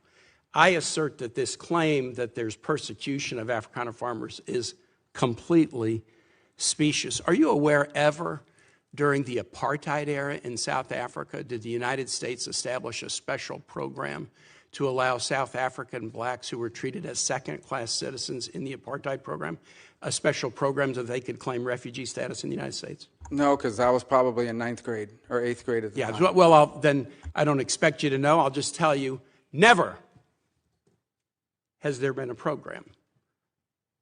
a special program for Africans to come in as refugees to the United States. We've allowed special programs for people being persecuted for their religion, Soviet-era Jews. We've allowed special programs for people fleeing from communism, Cuba, Vietnam, the Soviet Union. We've never allowed a special program to allow Africans into the United States in an expedited refugee status until now. Afrikaner farmers living in a nation governed by a government of national unity that includes the main Afrikaner party. And actually, an even more right-wing Afrikaner party is also included in the coalition government. Now, would you agree with me, Mr. Secretary, that if we're interpreting the statutory phrase, a well-justified fear of persecution, we should try to do that in an even-handed way? I think we should try to do that in the interest of the national security of the United States. So okay, I agree with you too. We should. Should we try to do it in an even-handed way? So, for example, should we say, if you're persecuted on the grounds of your religion, we'll let you in if you're a Christian, but not if you're a Muslim? I think that the United States has a right to allow into this country and prioritize allowance of who they want to allow to come in. But I think but I'm going to ask you, so a well-justified fear of persecution? Yeah, they thought that their farms were being burned down and they would be killed. I think that's a pretty good justification for wanting to come. They're afraid for their lives. And should it be applied in an even-handed way? That's an easy No, our foreign policy doesn't require even-handedness. It requires prioritizing the interests of the United States. The statutory phrase says you are entitled to entrance as a refugee if you demonstrate a well-justified fear of persecution. No, you're not entitled. So you're can allowed. You have a different standard based upon the color of somebody's skin? Would that be acceptable? Well, I'm not the one arguing that. Apparently you are, because you don't like the fact that they're white, and that's why they're coming. I'm just asking you to say that would be unacceptable. Well, no, that I would say that the United States... a very easy thing to say. The United States has a right to pick and choose who they allow into the United States. Even based on the color of somebody's skin. You're the one that's talking about the color of their skin, not me. These are people whose farms were being burned down and they were killed because of the color of their skin. Well,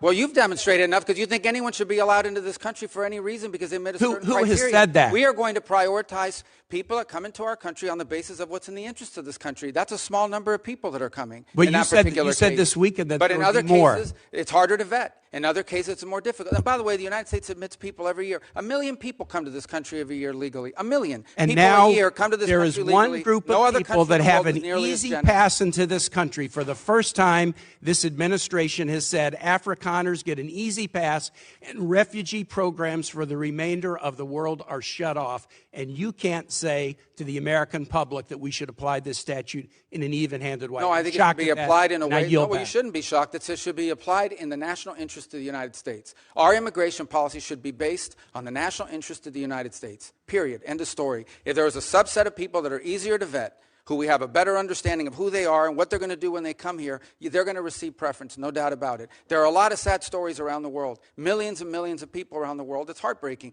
We cannot assume millions and millions of people around the world. No country can.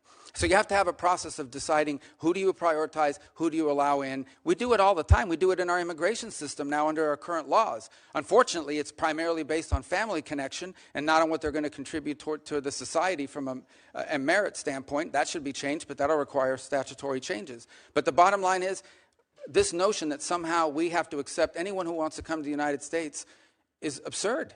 No country in the world has an immigration policy like that. And no one is arguing that we should. I yield back, Mr. Chair. Thank you very much.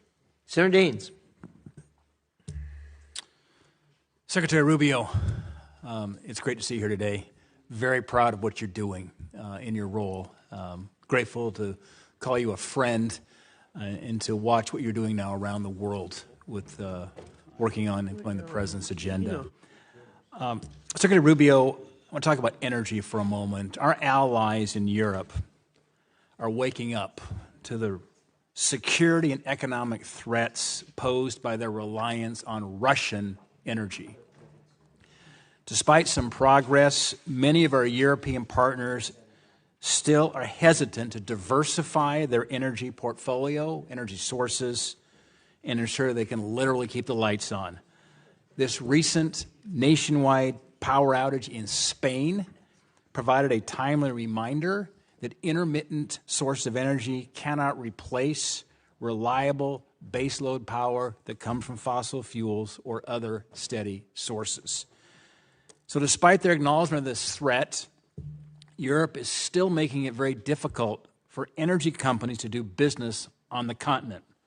In fact, the European Commission promulgated regulations in the last year regarding ESG due diligence and methane emissions that will soon make it all but impossible due to these reporting requirements for major gas exporters to do business in Europe. Secretary Rubio, how can you work with our partners in Europe to build a more reasonable, broader, more diverse energy trade and regulatory framework that allows companies to deliver power that Europe so badly needs? Well, obviously, when you talk about the European Union and these individual countries, they have a degree of sovereignty. They'll have to make these decisions. We can certainly, in our conversations with them, remind them of the vulnerability of their energy grid. It is, I think, everyone's consensus belief that one of the factors that went into Vladimir Putin's decision to invade Ukraine is his belief that Europe was so dependent on him for energy that they would do nothing about it if he did it. And that turned out to be the case. Now you've seen some countries moving faster than others to diversify. For example, I believe on Saturday was the first delivery of U.S. LNG to Italy. They've opened up a terminal now to accept it. There are other countries that are looking. But obviously these things take time. But I think the case in point, if in fact that's what led to the collapse of the grid, and there was, by the way, a collapse today in their telecom system as well in Spain, is a reminder of the vulnerability of energy. The vulnerability for purposes of just conducting 21st century commerce and economics, but also vulnerability potentially to being used as a geopolitical weapon against you. So I sense that among many of our allies in Europe, particularly those on the eastern flank, there is a growing, and I would say not just awareness, but a growing fear of how vulnerable they are on energy, both to foreign actors and because of the strains that are going to be placed by AI and other new technologies on our energy grid in the years to come. Secretary Rubio, I want to shift gears for a moment and come back to a part of the world that doesn't get a lot of attention but very strategically important, that's Central Asia. Think about Central Asia, the 5 countries, Kazakhstan, Kyrgyzstan, Uzbekistan, Turkmenistan, Tajikistan. When they wake up in the morning, they look north, they see Russia. They look to the east, they see China. They look south to Afghanistan. They look south and west to Iran. There is great potential, though, that I don't believe is being utilized. An example of that is the lack of a trans-Caspian pipeline. You've got these 5 Central Asian countries, the Caspian Sea. 20 miles is all that's needed right now for an interconnector to basically connect Turkmenistan into Azerbaijan and then into the network pipe, the gas line pipeline, certainly throughout Europe. It's just 20 miles for that interconnector. Turkmenistan has the 5th largest reserves of natural gas in the world. Huge potential, and obviously with their neighbors of China and Russia and Iran, getting that gas out is a challenge, but there's a path forward through the Caspian Sea. Mr. Secretary, do you believe that completing that 20-mile Caspian interconnector would be in the best interest of the United States and our allies? I think the answer is yes. That's what you're saying. I mean, it sounds to me that way from what you've described. I can't say I'm an expert on those 20 miles, but I could certainly see from your argument, the way you put it forward, that it makes all the sense in the world. And it reminds me, once again, of why we want so much of our foreign policy to be driven at the regional and embassy level. Those are exactly the kinds of opportunities that in a different context, where how we were conducting energy policy would be lost. Those are exactly the kind of opportunities that would be driven from the bottom up. Ideally, we would have embassies, and we would have individuals in the bureaus that would identify these operations, and within that bureau be able to operationalize it by conducting energy diplomacy. Potentially, are there American companies or allied companies? I apologize. Are there American companies or allied companies that can contribute to that effort, that can help us to fill that gap and provide the contracting work needed? Yeah, you know, and Secretary, what's fascinating is when you engage those countries, and I was the first U.S. Senator to be in Turkmenistan and Tajikistan in 13 years when I went over there last November. As you can see, energy is a very emotional thing to me.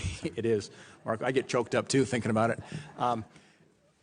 But they talk about multi-vector diplomacy over there because you've got the Russians and the Chinese who are actively engaged right now, and I think there's a bit of a vacuum as relates to the United States, and we can help fill that vacuum because they want to work with us. They were thrilled with this election in November. I spoke with every one of the Central Asian presidents, each one of them, one-on-one meetings.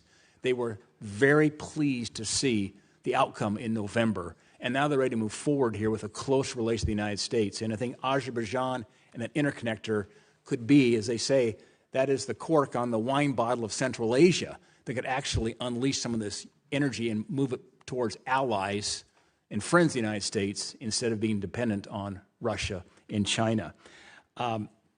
By the way, they've been a very valuable ally in the global war on terror as well. There's a counterterrorism mission here as well. I would just throw out in terms of your radar, because you've got a lot on your plate right now, Mr. Secretary, but I think we could encourage the modernization of trade relations in that part of the world where there's, frankly, a lot of great power competition going on. But anyway, Mr. Secretary, it's good to see you up here. Godspeed, and thanks for all you're doing for our country. Thank you. Thank you. Thank you, Senator. Senator Merkley.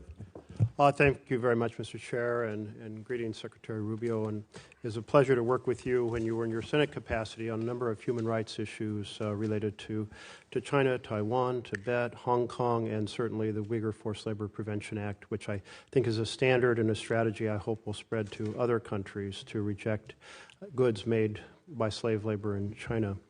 Today, however, I want to wrestle a bit with another what I consider to be a humanitarian tragedy, the conditions in Gaza.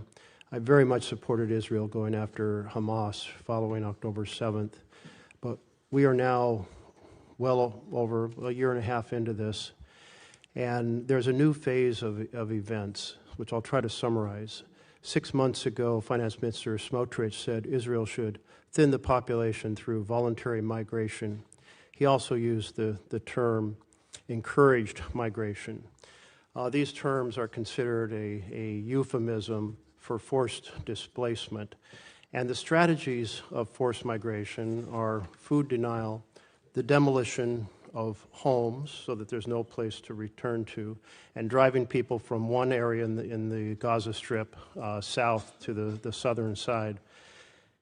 Then there is a new plan called Operation Gideon's Chariot, mass call-up of troops in Israel. And Netanyahu said a few days ago, he said, we're going to take over all the areas of the Gaza Strip. By the way, on that forced displacement or the demolition of homes, I want to put up a chart to accentuate the point. This is satellite images done by the New York Times that show before the war, the detailed homes, mass damage before the ceasefire, and then since the ceasefire, absolutely, the entire neighborhood turned to rubble. There's just basically nothing left that is habitable. So I wanted to just make the point that it's not some theory about the strategy. The strategy is being implemented and implemented very aggressively and effectively.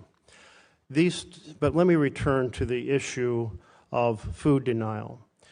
The Office for Coordination of Humanitarian Affairs estimated that in February, 2,000 children were admitted for treatment of acute malnutrition. I was thinking about the strips that are used. They're called MUAC strips, mid-upper arm circumference. It's basically a measure of the bicep.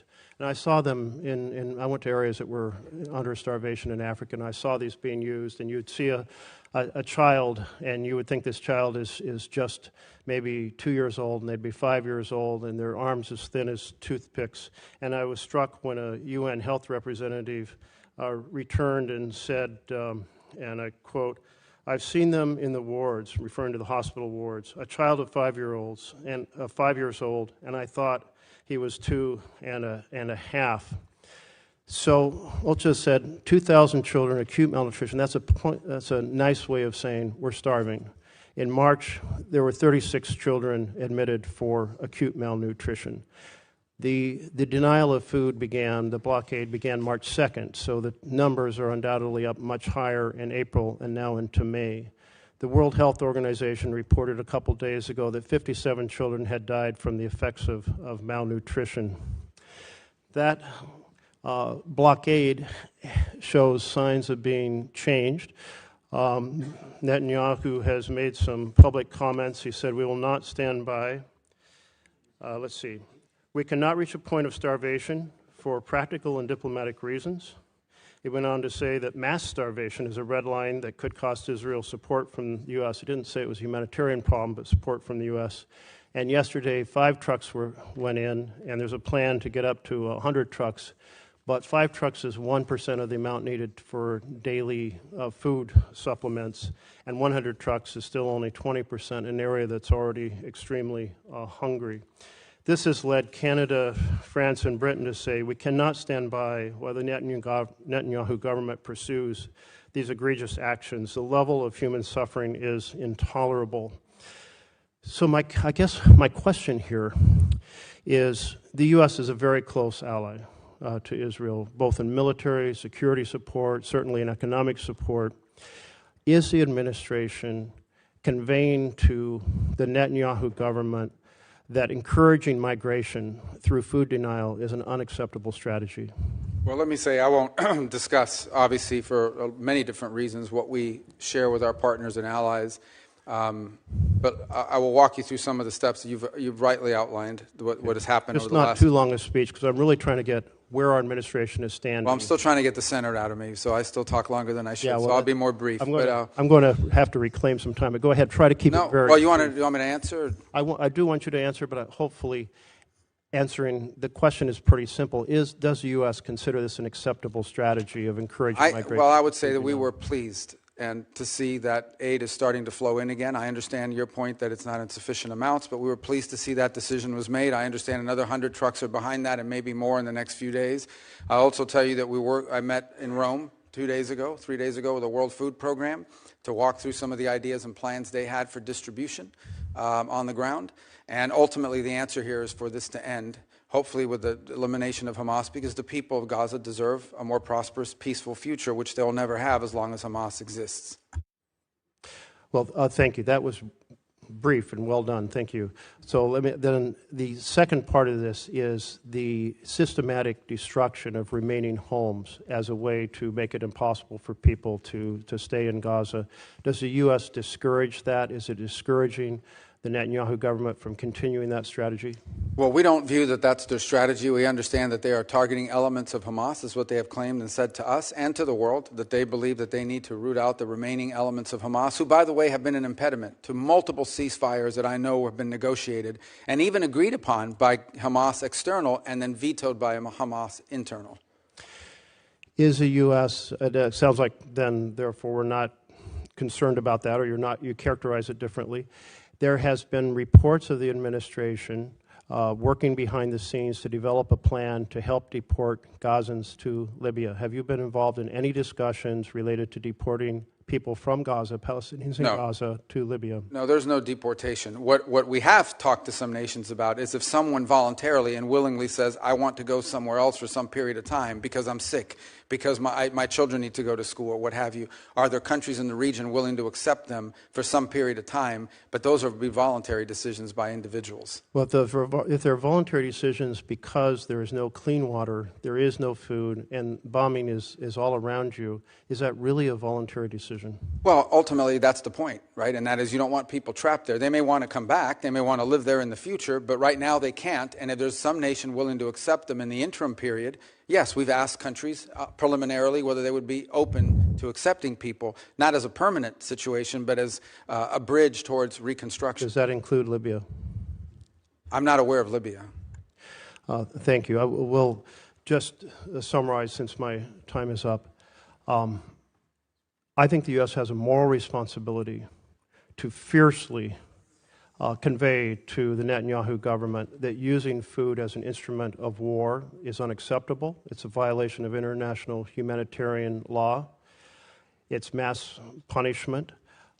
We have now children who are dying, and while Netanyahu has said he doesn't want to see mass starvation, he's drawing the line at mass starvation, but we're seeing real starvation right now, and I think we owe it to our connection and our close relationship to Israel to powerfully convey the importance of not just 5 trucks a day like yesterday or 100 trucks a day, but enough food to end the starvation. Is that a policy you can get behind? To ultimately rebuild and provide people a future in Gaza? To get behind enough trucks to end the starvation. Yeah, we've made that point. Look, I think ultimately, I don't think you would have seen the events of the last couple of days without our engagement, the engagement of others. Israel remains a strong ally. We're supportive. We understand why, for their security, Hamas cannot exist. We are also very happy to see that they have allowed aid to begin to flow, and we hope that that will continue. Concluding comment, Mr. Chairman, and thank you for your tolerance. It's an important topic. Netanyahu did say he was responding to remarks and pressure from American politicians. I assume that's the administration saying that America cannot accept mass starvation, but I would encourage you to push not for 5 or 100 trucks, but enough food to end the fact that children are starving and adults are starving, innocents are starving. Our close relationship, we need to end it. Senator McCormick. Thank you, Mr. Chairman, Ranking Member Shaheen, and Secretary Rubio. Good to see you. It's always great to have you here. Let me start with Iran. I'm deeply concerned, as I know you are, about Iran's nuclear ambitions, and I agree wholeheartedly with President Trump's view that there must be complete dismantlement of Tehran's nuclear enrichment capabilities. A key flaw, as you know, in the JCPOA was its failure to address Iran's support for terrorist proxies. And we've seen the horrific results of that. What assurances is the administration seeking from Iran on its support for terrorist proxies as part of the negotiations? Well, interestingly enough, the negotiations initially have been focused entirely at this point, although obviously we're aware of their sponsorship of terrorism in the region, including the Houthis and Hezbollah and other groups such as this, the militias in Iraq, and their efforts to get back into Syria. Right now, the focus at this point of this has been their enrichment capability, and they're insistent on enrichment capability.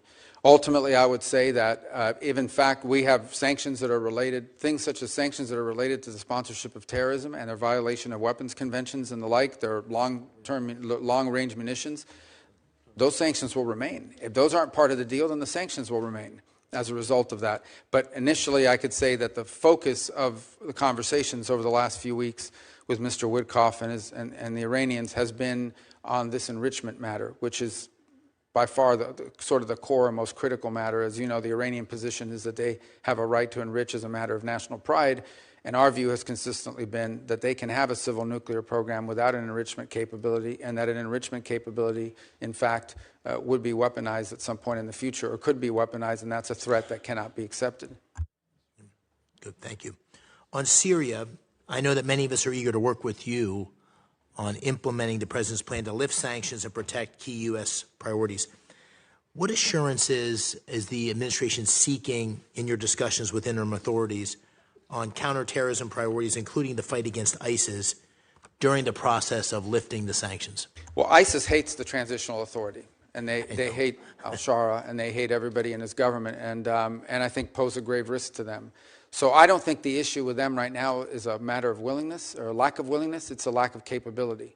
So there will have to continue to be a role to play in the interim period, both by the United States and our allies and the Kurds and others, in ensuring that ISIS cannot metastasize and grow. One of the most threatening things that we would face, for example, is an ISIS prison break, where suddenly you have a bunch of ISIS fighters loose on the streets and undermining the government. But I do think that part of this dynamic and why we're in a race against time is that every day that goes by that the transitional authority does not have control of the government and or of daily life in some extent, or able to provide basic government services, is a day that ISIS has the ability to reconstitute itself and grow as a threat, both to the transitional authority but ultimately to the broader region. So I don't sense from them a lack of commitment and desire to do something about it. I think, frankly, it's at this moment a capacity issue. They simply, at this moment, do not have the capacity to assume the anti-ISIS effort by themselves. But we hope that with a fully integrated Syrian military that includes the Kurds and everybody else, if you can have no other armed groups in the country except those under the authority of the Syrian government, then I think you begin to make progress. But we're not there yet. That's going to take some time to build, and we look forward to helping as much as we can and as much as little as they want. Along those same lines, as you know, Turkey has significant interest in Syria and has been, I think, an important part of the steps that have recently taken place. But our allies in Israel and Jordan are concerned about Ankara's ambitions there, especially in southern Syria. How are you managing those tensions and allied concerns as it relates to Turkey's role in Syria? Well, in the case of Israel, we've had conversations with them about this, what we view as an opportunity for Israel. If, in fact, Syria is stable and has in it a government that has no interest, as they have said, in fighting a war with the authorities there have said it. Now, obviously, you have to prove it, but they have said this is a nationalist project. They are seeking to build a nation.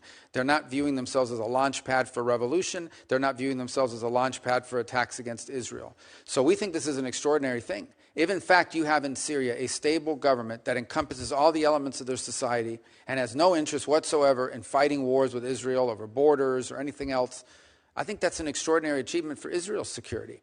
Obviously, they're concerned about the Turkish presence, and we've done some things to deconflict on that front. And I think one of the key points is going to be foreign military basing inside of Syria. And that is, at some point, the Transitional Authority will have to make a decision about whether they're going to allow foreign military basing. That includes Russians, but potentially the Turks have wanted that as well, especially in the central part of the country. Now, the Turks do have a presence in the north, as you know, and one of the things that our Central Command was very influential in doing is helping the Transitional Authority enter a preliminary agreement with Kurdish authorities in the north, which ultimately should lead to the Kurds becoming part of the broader Syrian government and broader security forces. And by the way, the Jordanians, despite concerns they may have been very helpful and very encouraging in our outreach to the Transitional Authority. Very good. Thank you. I yield the rest of my time. Thank you, Senator. Senator Schatz. Thank you, Chairman. Thank you, Ranking Member. Secretary, thanks for being here, and I appreciate our ongoing dialogue, even if we're in some disagreement about a number of things. I want to ask you, and I'm going to try to work the senator out of you here, a bunch of yes or no questions. They are not trick questions. Are you still the acting USAID administrator? Yes. Do you control hiring and firing at USAID? Yes. Well, I delegate the authority to an administrator, but obviously, yes. And you control hiring and firing at state?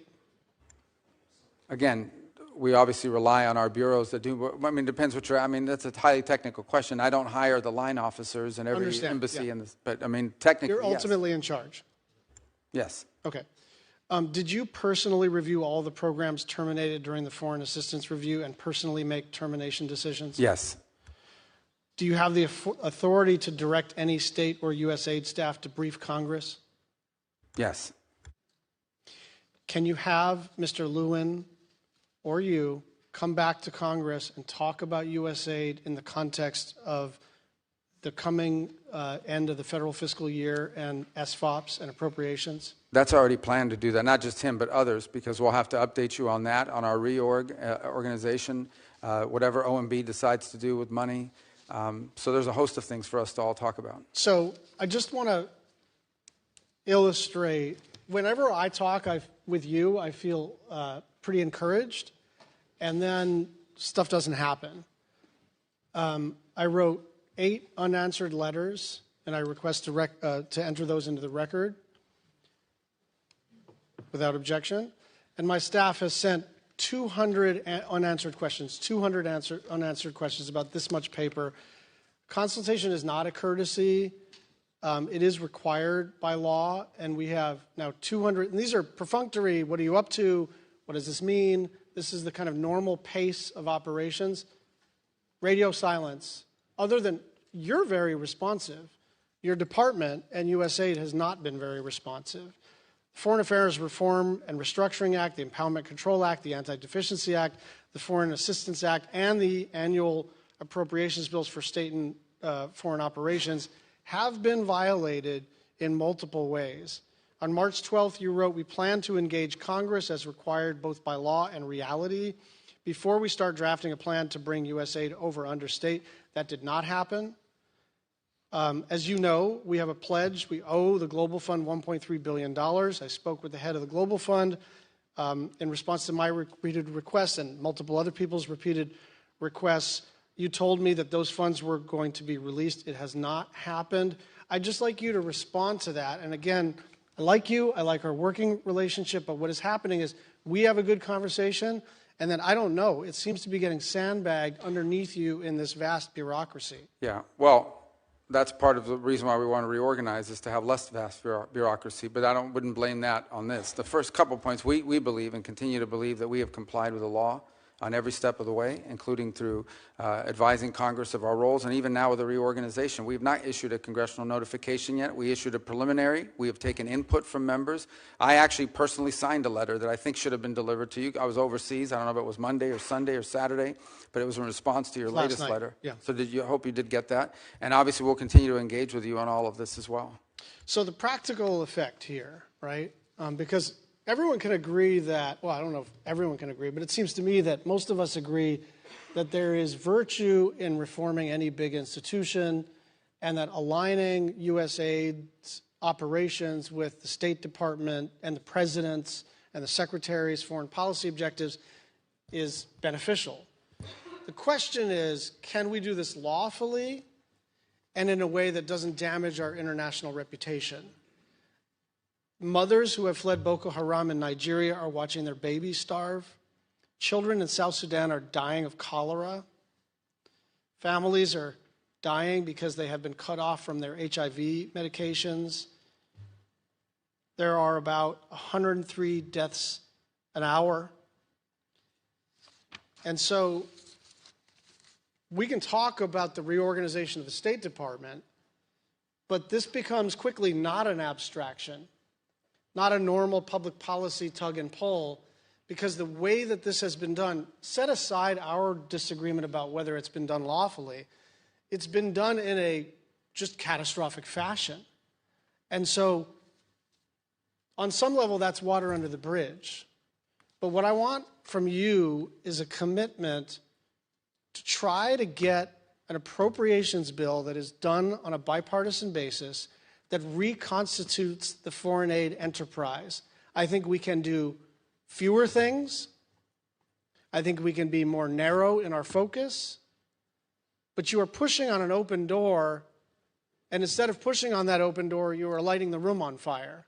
Maybe that was not your intent. And I think we have two objectives right now: minimize suffering and reputational damage that's one line of effort, and the other is, how do we get back to the regular order where we can do a bill together? And I'd like your thoughts in the remaining minute and a half. Yeah, well, first of all, that is the intent here, right, is to rebuild the foreign aid enterprise under the State Department. By the way, it's something multiple secretaries of states before me have wanted to do, because we want foreign aid to be a part of our diplomacy toolbox and our way we engage the world, not its own separate entity, but all of it coordinated one with the other. So that's our hope on the reorg, and that's what we're trying to endeavor towards. I also don't think it's fair, by the way, you highlighted a couple points. Like in South Sudan, there's distribution problems there. It's not just a program. PEPFAR is 85% operative right now. So you touched about HIV medication. Secretary, you are required to spend 100% of the money, not 85% of the money. But 15% of that is funding of programs that we've canceled. We're going to cancel those programs. We've rescinded because they don't reach the purpose of those are elements of individual programs, for example, that were not meeting the mandate of the program. They were not being delivered. We just the other day at the embassy level in Namibia identified fraud, where millions and millions of dollars of U.S. aid was found on the store shelves being resold into the marketplace. It was our ambassador who discovered it. We tried to work with local authorities to fix it, and it was not fixed. And he was weeping at the conference while announcing this decision because he hated to do it. In some of the places you highlight, it's important to remember, even if the money is distributed, sometimes it cannot be brought out. The aid does not reach people because armed elements in Sudan, in South Sudan, are impeding aid from reaching their intended recipients. It's a very complicated world in terms of the delivery of aid. The one point I'd like to Senator, you're out of time. With your indulgence, for 30 more seconds. And you and Senator Murphy had an exchange about this. It is just not true that only 12% of the aid reaches recipients. The way you get to 12% is it's 12% local NGOs. So that is excluding CARE, that is excluding the World Food Program, that is excluding Catholic relief services. And so if you're going to count that as like overhead or inefficiency, Secretary Rubio, you and I have honest disagreements, but that number has been given to you and is not an accurate assessment of the extent to which aid reaches the people who need it. And I will just say, if there's an enterprise to reduce overhead, count me in, but it is not 88% overhead. That's not what's happening. Thank you. Well, that number, just to clarify, was actually Samantha Power's number. And she regretted that one of the things she was unable to do at USAID is improve upon that number. Thank you. Senator Barrasso. Thank you, Mr. Chairman. So in just 5 months, Secretary Rubio, and it's wonderful to have you back here in the committee. In just 5 months since you've been there, along with President Trump, I just want to take a moment to highlight the incredible work that this administration has accomplished with your leadership and clearly President Trump's, restored U.S. leadership across the globe, unleashed American energy, secured our southern border, reduced illegal immigration by 95%, reimposed maximal deterrence on Iran, pushed back on Chinese aggression, created new deals for U.S. companies, secured the release of hostages and unjustly detained Americans. I really appreciate the strong leadership. And according to Monday, Mr. Secretary, and you see the wonderful picture of you in today's Washington Post, you and your bride Jeanette meeting with the Pope. If you take a look up here, Marco, you're going to see this great picture of you. And yeah. Want to comment on that at all? I've done all these things, and you got to meet the Pope. A new Pope, an American. Well, I told people yesterday I started the morning meeting with the Pope, and I ended the evening at an event, a Kennedy Center event at the White House with the U.S. President, and they were both Americans. Amazing times. I want to talk about Iran, if we could.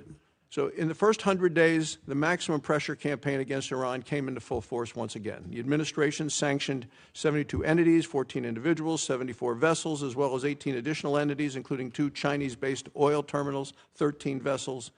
I think the maximum pressure campaign is working. We're already seeing a reduction in Iran's ability to fund destabilizing operations across the region. How does the administration plan to maintain this momentum and then continue with the talks that are going on? Well, I think it's clear for the Iranians. I mean, we're going to continue with sanctions until there's a deal otherwise. And by the way, there's also another set of sanctions out there that involve things like the sponsorship of terrorism and things of that they're doing. But when it comes to the nuclear program, until there's a deal, there's going to be sanctions. That's just the way it works. And so that's the president has issued an executive order for maximum pressure, and that's being executed on every single day. None of these are being slowed down while we're engaged in these talks. Ultimately, if we are able to reach a deal, then obviously that could be a part of it, but we're not at that stage yet.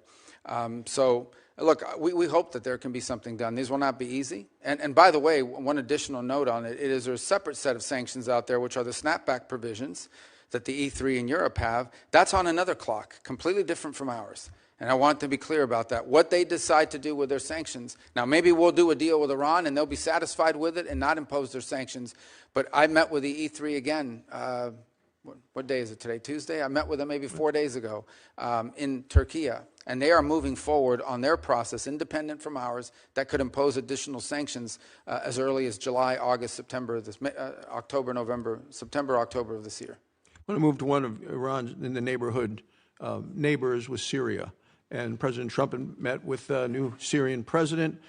He's urged the leader to deport foreign terrorists from Syria, help the U.S. counter ISIS. I want to just talk about ISIS, if I can, and the concern for the resurgence of ISIS. It's been a significant concern.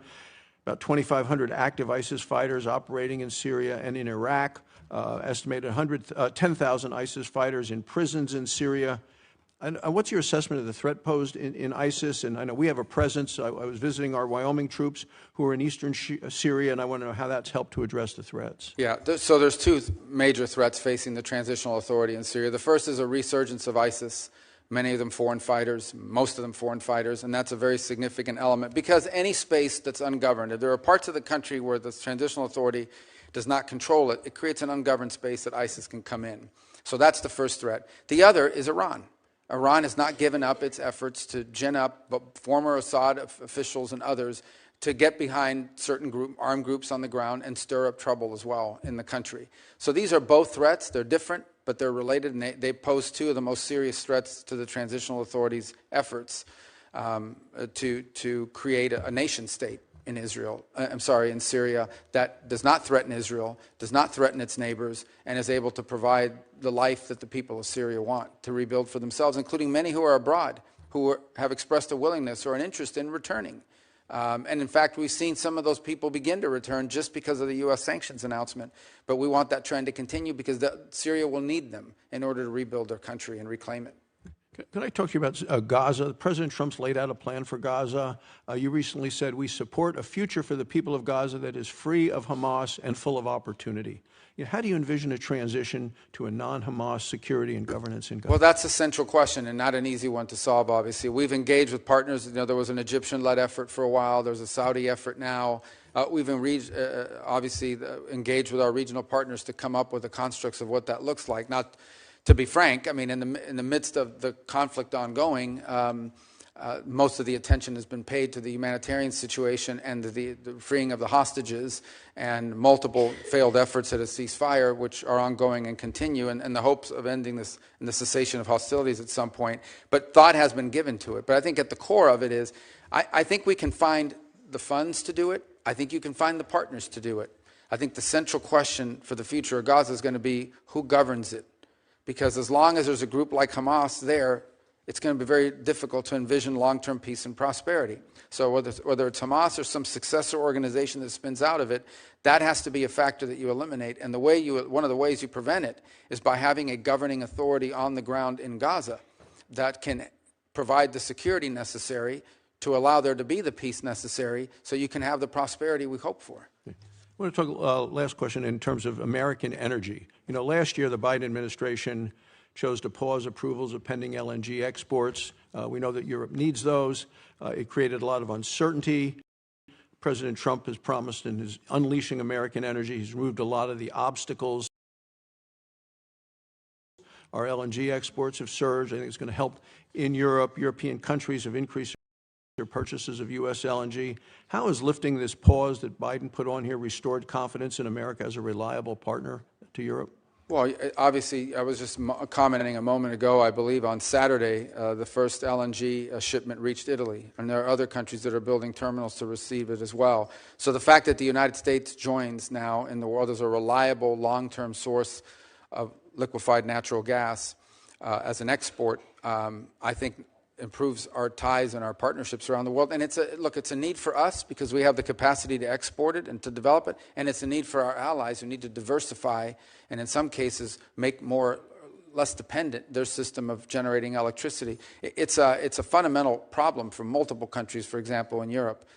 It's not just the energy they need now, it's the energy they're going to need in the years to come. If you do an audit of where they're going to wind up needing, they don't have any way to generate that now unless they rely on things like U.S. exports of LNG.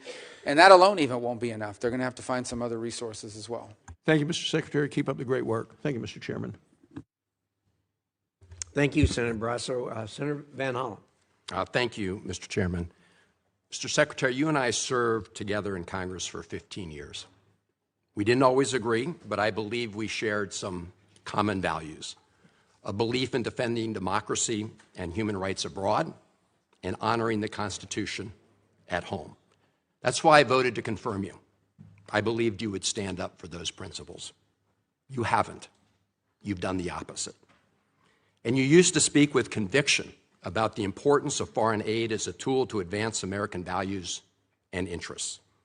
Then you stood by while Elon Musk took a chainsaw to USAID and other assistance programs. That has left a staggering toll. Broken trust with countries, openings for China and other adversaries, and countless preventable deaths of children and others. Take Sudan, for example. The freezing of U.S. humanitarian assistance forced the closure of nearly 80% of the emergency food kitchens there. 2 million famine-affected people were left without access to food. People died because of those actions. Mothers, fathers, and children. Tons of emergency food that could have saved their lives was left rotting in warehouses because you and Elon Musk refused to let USAID do its job. Sudan is a country where, by the administration's own determination, a genocide is unfolding in Darfur. But here's where it goes from cruel to despicable. While cutting off food aid to Sudanese families living through an actual genocide, you're fast-tracking white South Africans for refugee status under a manufactured claim that they are the victims of genocide. You tried to block the admission of individuals who had already been approved to come here as refugees while making bogus claims to justify granting such status to Afrikaners. You've made a mockery of our country's refugee process, turning it into a system of global apartheid where political ideology and race, more than truth or need, matter. And while you've turned away from a genocide in Sudan and invented one in South Africa, you teamed up with President Trump to throw the Ukrainian people under the bus and have been played like a fiddle by Vladimir Putin. Of course, Donald Trump not only said he would end the war in Ukraine on day one, he also said he would end the war in Gaza on day one.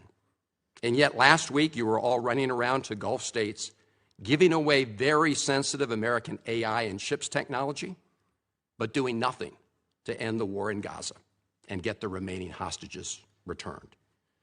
You know that for 78 days, the Netanyahu government did not allow a scrap of food to enter Gaza to reach over 2 million civilians. 57 children have died from malnutrition so far, and more than 14,000 children are in imminent danger of dying of starvation. As Cindy McCain said last week, and I quote, "Families in Gaza are starving while the food they need is sitting at the border." That is a gross violation of both U.S. and international law. What did you do? Nothing. Not once did you publicly call upon the Netanyahu government to end the blockade. Fortunately, other countries spoke out, and now we see a tiny trickle going in. Where have you focused your energy instead, Mr. Secretary? Well, your first trip as Secretary of State was to El Salvador, not to promote democracy, but to cozy up to President Bukele, who calls himself the world's coolest dictator. The result was a cash for collusion deal to deprive people living in America of their constitutional rights to due process. The Supreme Court, in a 9-0 decision, instructed you to facilitate the return to the United States of Abrego Garcia, who the administration admitted was wrongfully deported to El Salvador. Your response? You've openly flouted judicial orders. When asked whether you have been in touch with El Salvador to return Abrego Garcia, you boasted, quote, "I would never tell you that. And you know who else I would never tell? A judge." Clearly, you don't care about the Fifth Amendment right to due process, and you don't care about the First Amendment either, since you've been very busy snatching students off of college campuses for exercising their right to free speech. You dredged up a relic from the McCarthy era to claim that student protesters posed a threat to the foreign policy of the United States. Give me a break, Mr. Secretary. You know as well as I do this isn't about national security. It's about punishing free speech. And you know that in America, the government doesn't get to use its power to punish speech it doesn't like. Yet in March, you boasted about revoking student visas, saying, and I'm quoting, "We do it every day. Every time I find one of these lunatics, I take away their visa," unquote. Let's look at one of those lunatics, Mr. Secretary, Ms. Ozturk. Her crime was co-authoring an op-ed in her college paper critical of Tufts University's response to the war in Gaza. Your own department found zero links to terrorism, no anti-Semitic statements, but you still yanked her visa and shipped her off to detention in Louisiana. And the list goes on and on.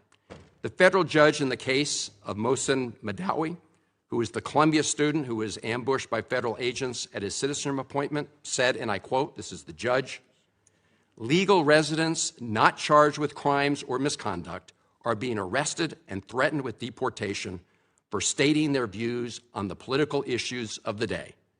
Our nation has seen times like this before, especially during the Red Scare and Palmer raids. Like the McCarthy-era witch hunts of the 1950s, your campaign of fear and repression is eating away at foundational values of our democracy. Back then, it took one voice, Attorney Joseph Welch, to cut through the hysteria with the simple question that marked the beginning of the end of that shameful era. He asked Senator McCarthy, have you no sense of decency? And I would ask you the same, Secretary Rubio. You have shown through your words and your actions what the answer is. And I have to tell you directly and personally that I regret voting for you for Secretary of State. I yield back. May I respond? You may, sir. Well, first of all, your regret for voting for me confirms I'm doing a good job, based on what I know. Well, that's about just your a record flippant and what you statement, stand Mr. for. Secretary. Can I respond, Mr. Chairman? You may. I didn't ask. Senator, please let the Secretary have I'd be the floor. happy to, but then I can respond to his.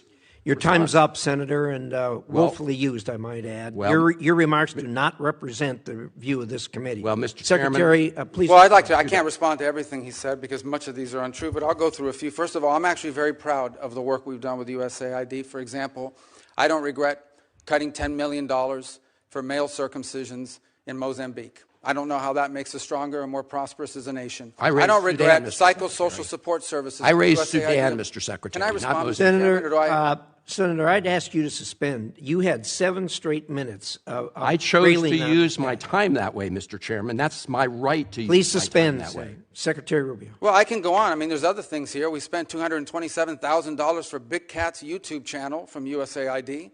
We spent $14 million for social cohesion in Mali, whatever the hell that means. So I can go on and on. I got the list here, and there's more. I didn't even bring the whole list.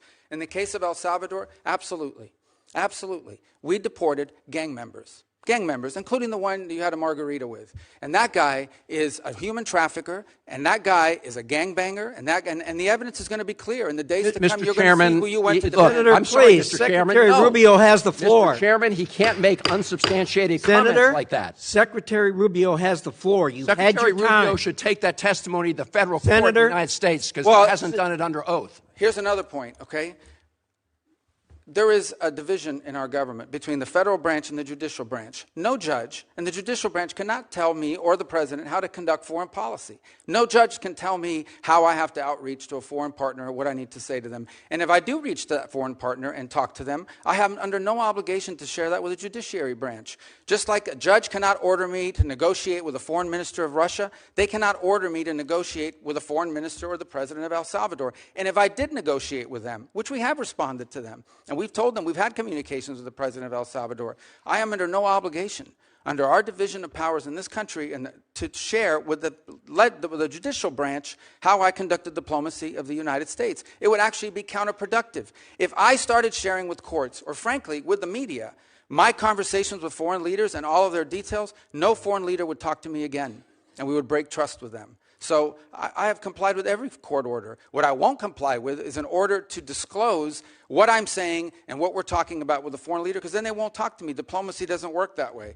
About the student visas, let me say this. I don't deport anybody, and I don't snatch anybody.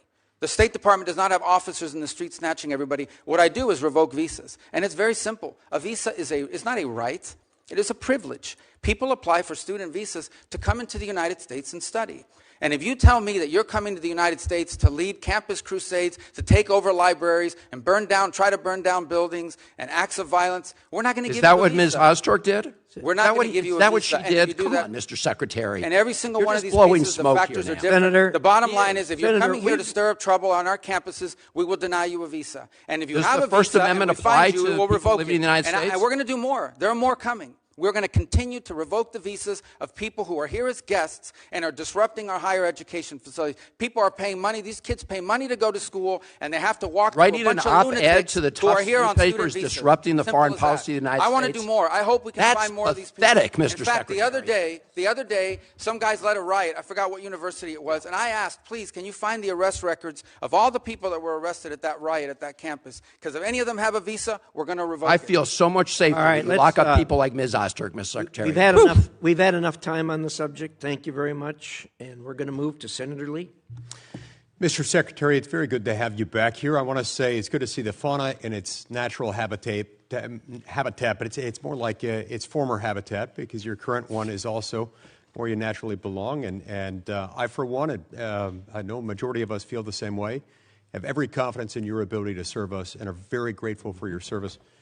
One of the many things that I've always liked about you and I always agreed with you on is your clear-eyed vision for the Western Hemisphere.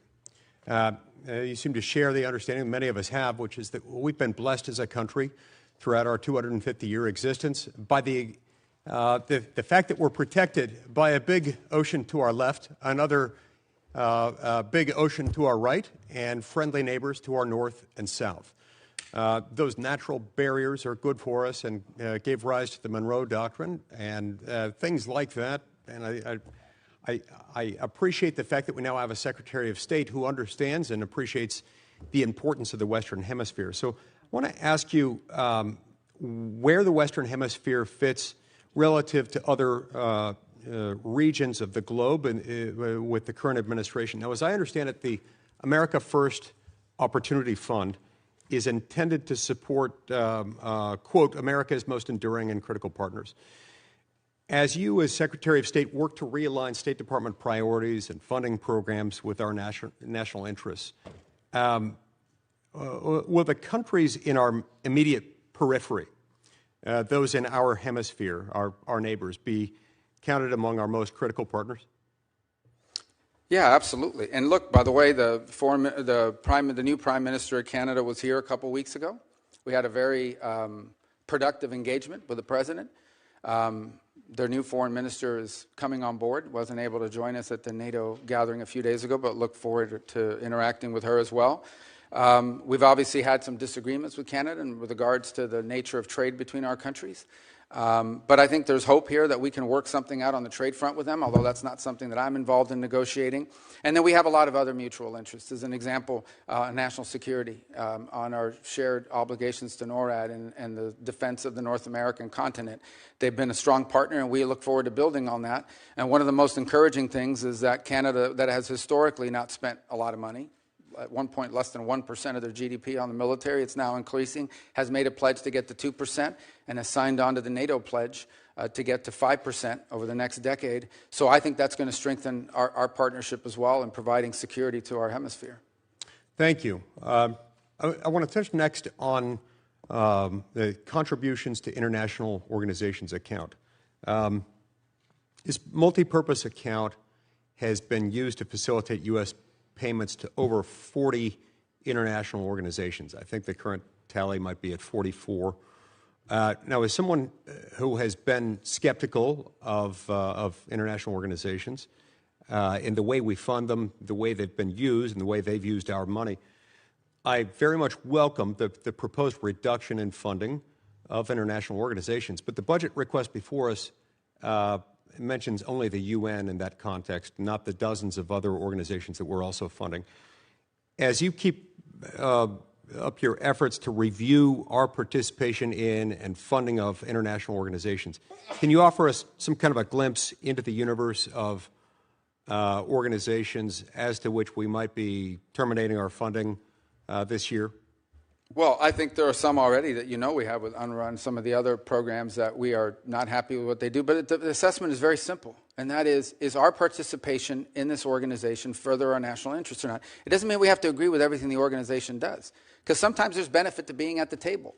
Sometimes there's benefit to being there and being able to influence the direction that it's going. In other cases, these are just forums that are used for anti-American positioning, but we're paying for it.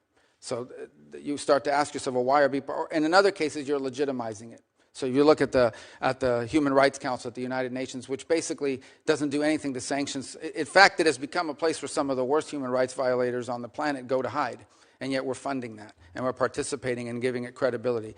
So I do think there are agencies like this. And here's one that I would say, because you asked about the Western Hemisphere, and I'm not saying it's one of the ones we're going to walk away from. I'm not claiming that right now. I am saying this.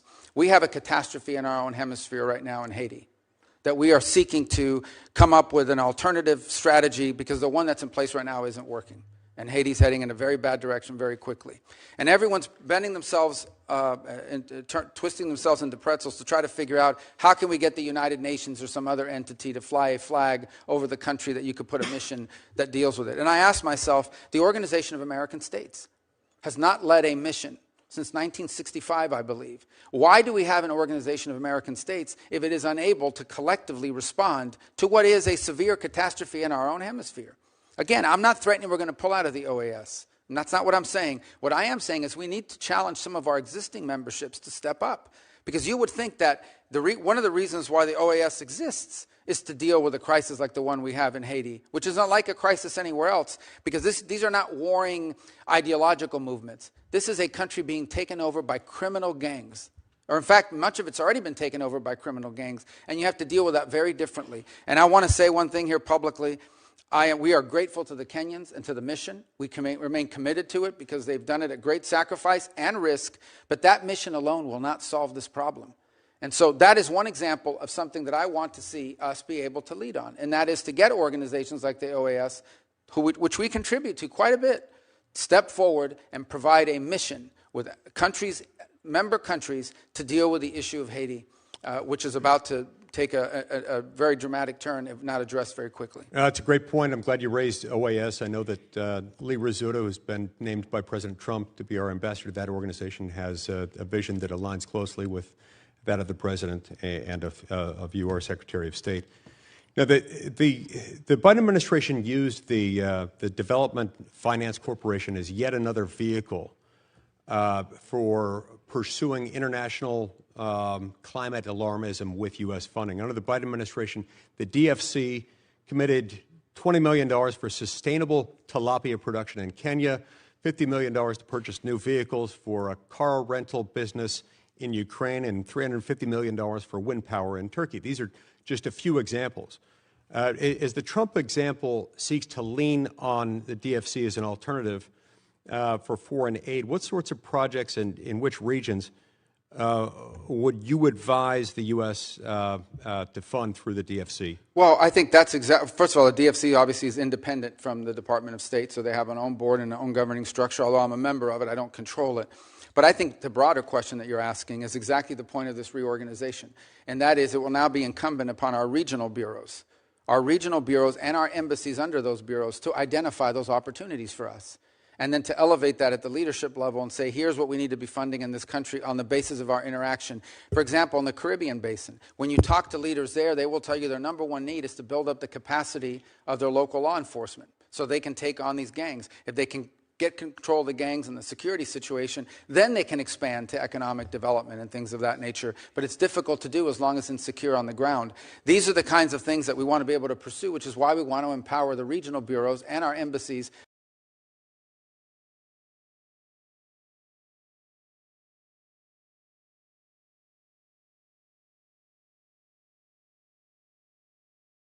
to have a role to play in determining what we fund and what we put our money. About your complicity in this administration's destruction of U.S. global leadership. I'm simply disappointed. And I wonder if you're proud of yourself in this moment when you go home to your family, because I've always found you, Senator Rubio, to be a bipartisan, pragmatic partner, a true believer that the U.S. is stronger when we lead with diplomacy and development. You have a strong record on this, but I don't recognize Secretary Rubio. A stalwart support of Israel, you've watched this administration abandon Saudi normalization with Israel in order to pursue business deals. You were once a fierce critic of Vladimir Putin, but you sat idly by as the president berated the elected leader of Ukraine for not capitulating to Russia. And worst of all, you've kneecapped foreign assistance, including programs that you previously championed and made America less safe, less strong, less prosperous in doing so. I know you know this in your heart, and I can't make this point any better than you did yourself in 2019 when you said, anybody who tells you that we can slash foreign aid and that will bring us to balance is lying to you. So with that, I'm just going to move on to my questions. Thank you. And I'm going to talk about international women's issues because during your time as senator, you were a champion of international women's issues. You helped introduce bills that would have codified the Department's Office of Global Women's Issues and Women's Global Development Prosperity Initiative. You supported several bills, including Senator Shaheen's bipartisan Women, Peace, and Security Act. During your confirmation hearing, you committed to me that you would support women's economic empowerment abroad. And at this year's International Women of Courage Award, you waxed poetically about the administration's support for women abroad. So help me understand how to square your past with your present. You're proposing the full elimination of the Office of Global Women's Issues. You've terminated hundreds of programs that help women and girls. You provided no guidance to the department on whether they should continue to implement the Women, Peace, and Security Act, and I'm still waiting to see your support for women's economic empowerment overseas. How can you dismiss the concerns of women around the world? Do you believe that the data shows that women's economic participation includes greater economic development worldwide, and that women's participation in peace negotiations guarantees longer outcomes? And I have a few questions, so I would respectfully ask for a yes or no. Don't you think that women's participation is important and allows for better outcomes? This is not a game show. I'm not going to ask that with a yes or no. That's an important question. And I can answer it. We're not abandoning women's issues. So do you believe the Office of Global Women's Issues should be eliminated?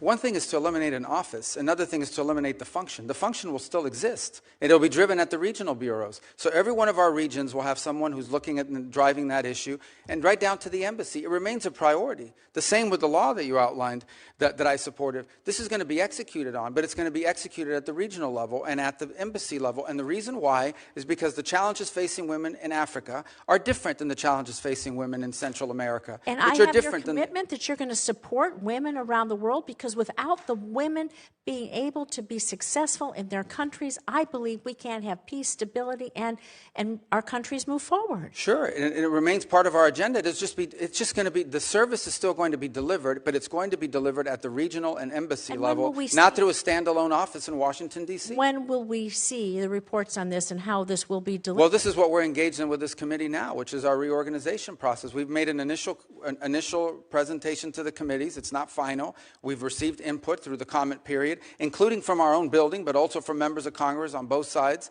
and meaning the House and Senate.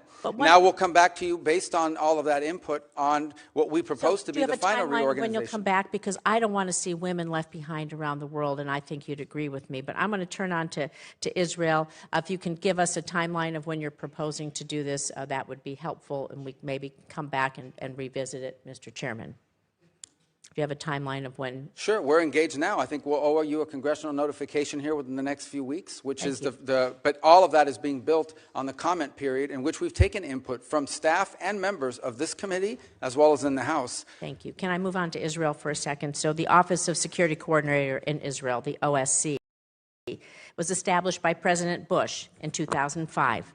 The OSC is widely respected, including by the IDF Central Command, for facilitating security coordination between the Palestinian Authority and the Israeli security forces, which has been crucial in preventing terrorist attacks against Israelis. However, it's reported that you plan, again, to eliminate OSC, which I believe, and many others, could lead to further destabilization in the West Bank and threaten Israel's security. So, Mr. Secretary, should the U.S. continue playing a role in facilitating successful security coordination between IDF and Palestinian security forces to safeguard Israeli lives? And if so, do you believe the State Department should continue to maintain the OSC and support it financially? Yeah, there's news reports every day about things that aren't true. So the only thing that's been discussed about OSC is whether it should be brought under the authority of the ambassador and the embassy. You're not proposing eliminating. Thank you. We'll move further on this discussion. With my minute left, I'm going to talk about vaccines abroad, because Gavi, the Vaccine Alliance, we are so proud, has prevented nearly 19 million children's deaths since it was created by providing vaccines to 50 countries. Diseases, they don't know borders. So a small investment from the U.S. can save American lives by stopping outbreaks really before they reach our shores. You were previously a champion of global vaccines, twice leading resolutions in support of continued U.S. investments in these programs. So, Mr. Secretary, again, do you consider vaccines, including for malaria, Ebola, to be life-saving? Given Gavi's proven track record of saving lives, preventing global disease outbreaks that could reach our borders, will you commit to prioritizing continued U.S. support for Gavi? But we haven't canceled U.S. support for malaria or any of these other communicable diseases and or vaccines. What we have, there are some individual programs that may have been canceled because they weren't being delivered in the appropriate way.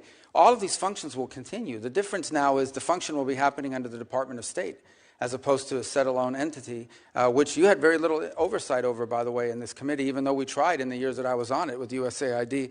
And I don't want to, I may respond to one point you made just because I'm curious. We have not abandoned Saudi normalization with Israel, as you pointed. The Saudis are the ones that have expressed their inability to move forward on it so long as the conflict is happening in Gaza. But we would love to see normalization.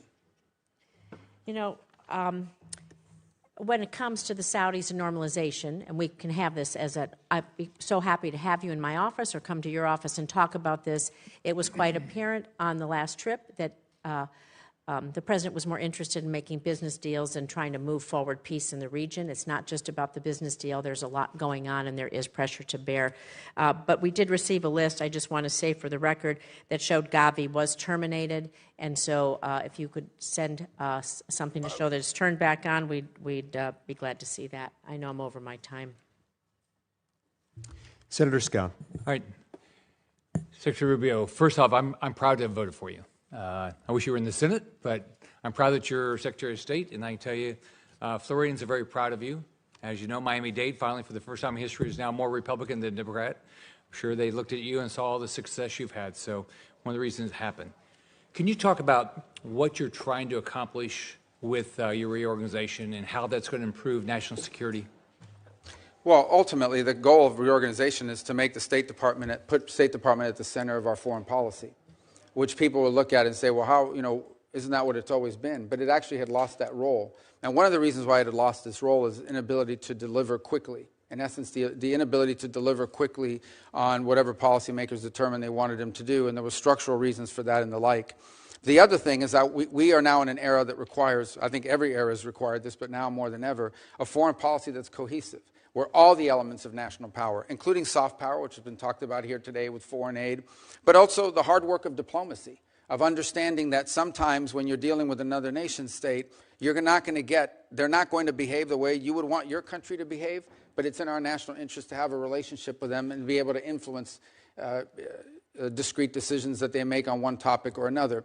And all of this has to be coordinated, and that wasn't happening. We had functional bureaus that were basically in charge of some human rights issue. And then we had an embassy. And oftentimes when you would travel abroad, you would find that our embassy and or our regional bureau and our functional bureau were at odds with one another. Because the functional bureau was pushing one agenda, the embassy was pushing another. And this was also true with USAID. By the way, this idea that USAID got along well with the State Department is false. And embassy after embassy, during my time in oversight, you would hear complaints about how USAID was funding programs that State Department had no insight into and in many ways contradicted what the State Department was driving at the embassy level.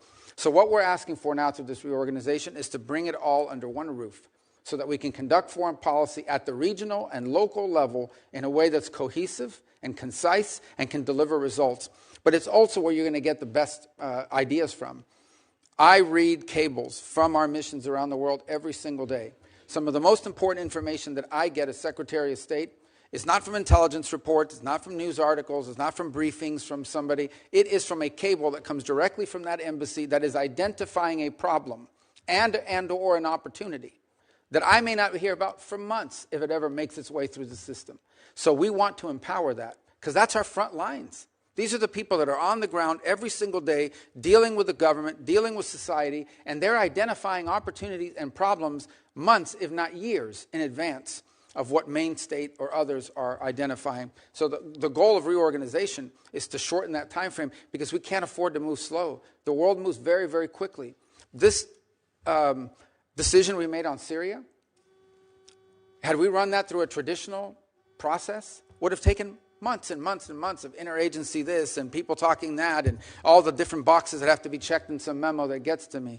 Our ability to move quickly on a discrete, on a unique opportunity in a time-effective manner, I think is going to bear dividends for the national security of our country if it works out.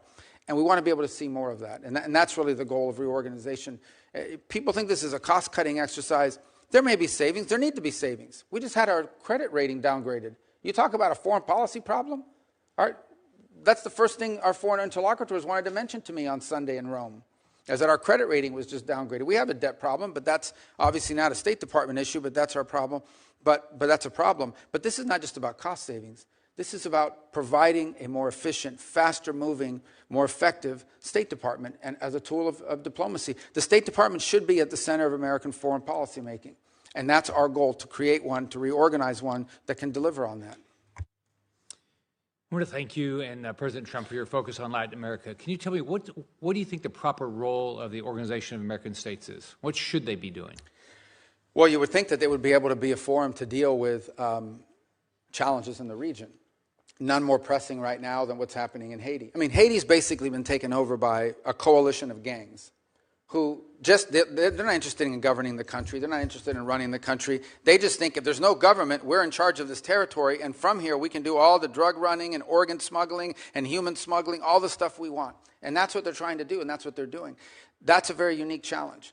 Our traditional peacekeeping missions are designed to keep ideological groups from fighting each other, or tribal groups from fighting each other, or in many cases nation states from fighting each other. But that traditional approach is not going to solve this very unique challenge. It is a country basically taken over by 25 to 30,000 individuals who are members of criminal gangs who simply want to control territory so they can hijack trucks, steal and or charge exorbitant fees for fuel to move across the country, kidnap people and traffic in humans, traffic in drugs across the border into the Dominican Republic and through sea-bound lanes.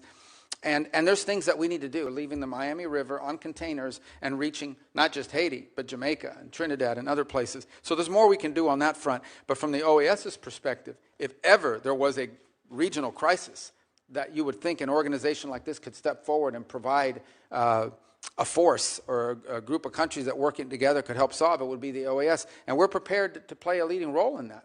But we do need buy-in from other partners in the region who are as affected, if not more so, by what's happening there. So that's one example of what the OAS should help on. And obviously the other is on the defense of democracy, which is the OAS is a collection of democratic institutions.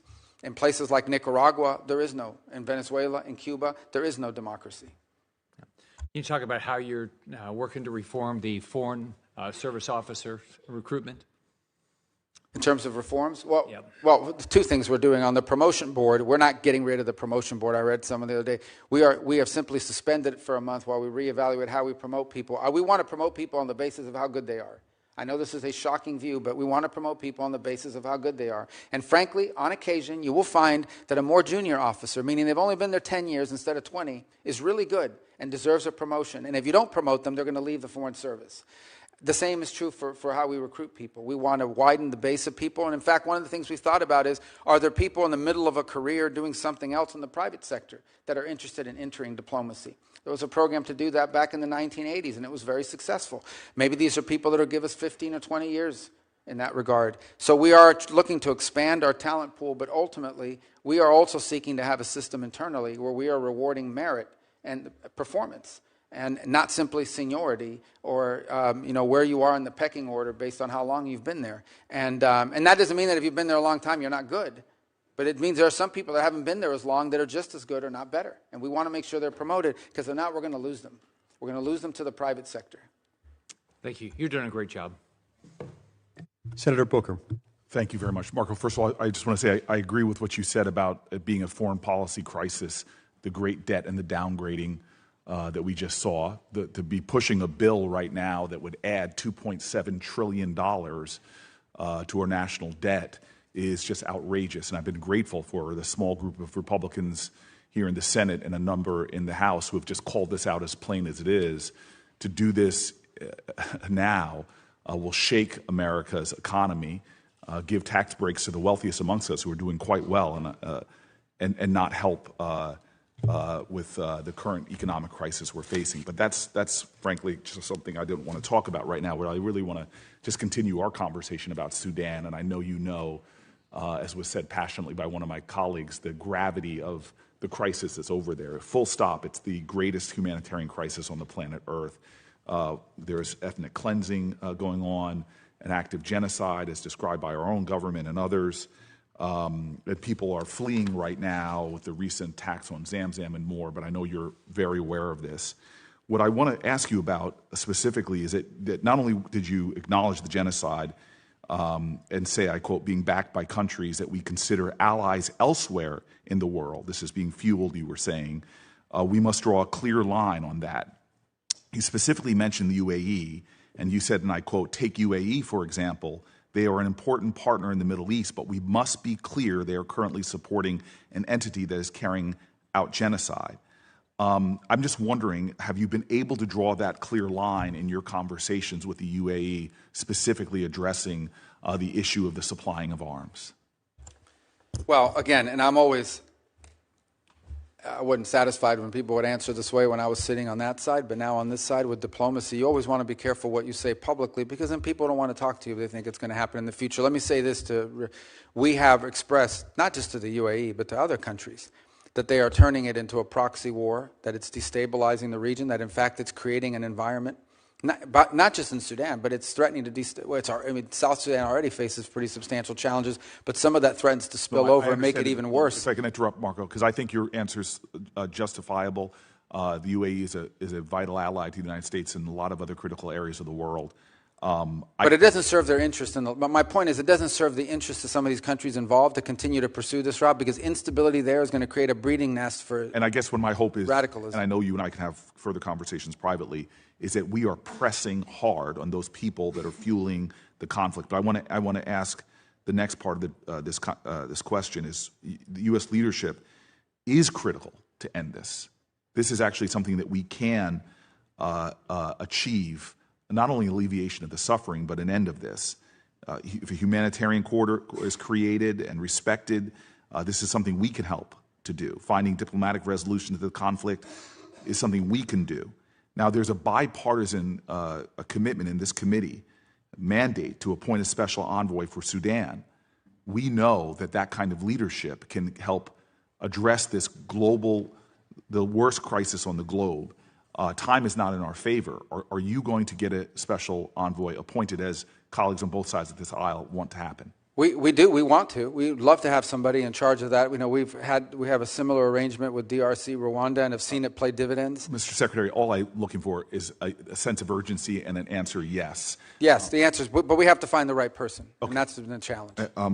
Next, 30 million people in Sudan require humanitarian assistance. In February, it was reported that, and you heard this passionately, that the freeze in humanitarian assistance is causing untold suffering.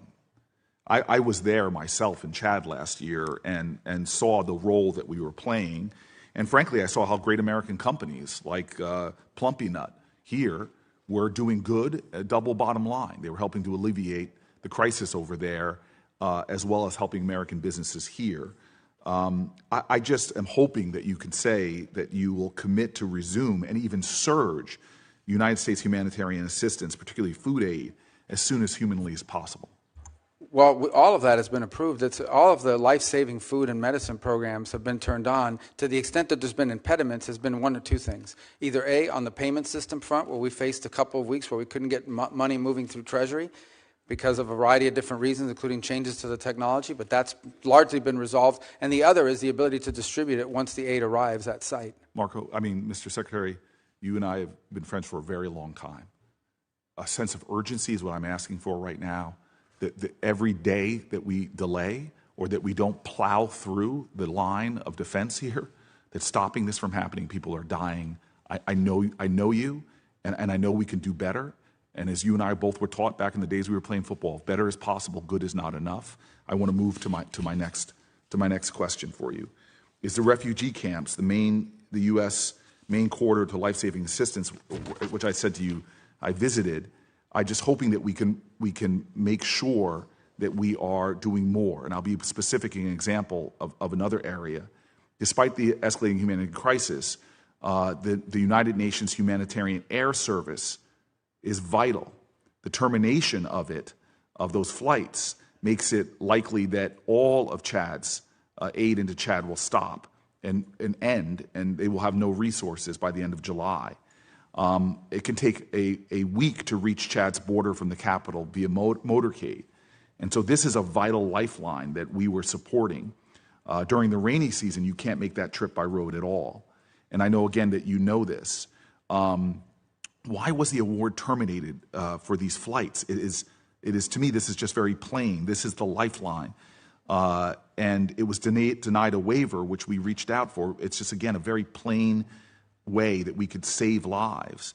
And I'm not sure if it's just because it had the UN in the title, but can we get a resumption of these flights that will literally save lives by getting resources? I think the answer to your question is that while you were talking about a mode of transport versus the actual aid, and I understand how important that is, then the question is which what percentage of responsibility the United States should bear in comparison to other countries that have capability and are actually closer to the problem. So there's a broader issue here, and that is there does come a point at which we have to understand that the United States, there's great causes all over the world. And I'm not speaking specifically about the flight because I owe you a specific answer on that question. I don't recall that waiver. I don't recall the denial. Marco, that's all. Excuse me, Mr. Secretary, that's all I'm looking for. But all I want you to understand is that not every program we've ever funded is going to be funded in the future because we have to balance these things. Mr. Secretary, I am aware of that. I just want an answer. I mean, this is like Schindler's List. Doing a little more saves lives. And I know we are more capable than we are right now. And I'm asking for that answer.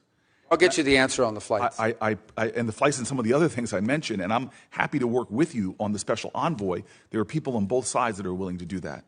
And I'll say in conclusion, because I'm over, but other people did, I do not want to lecture you, especially because I know I've had enough conversations that I know your moral core.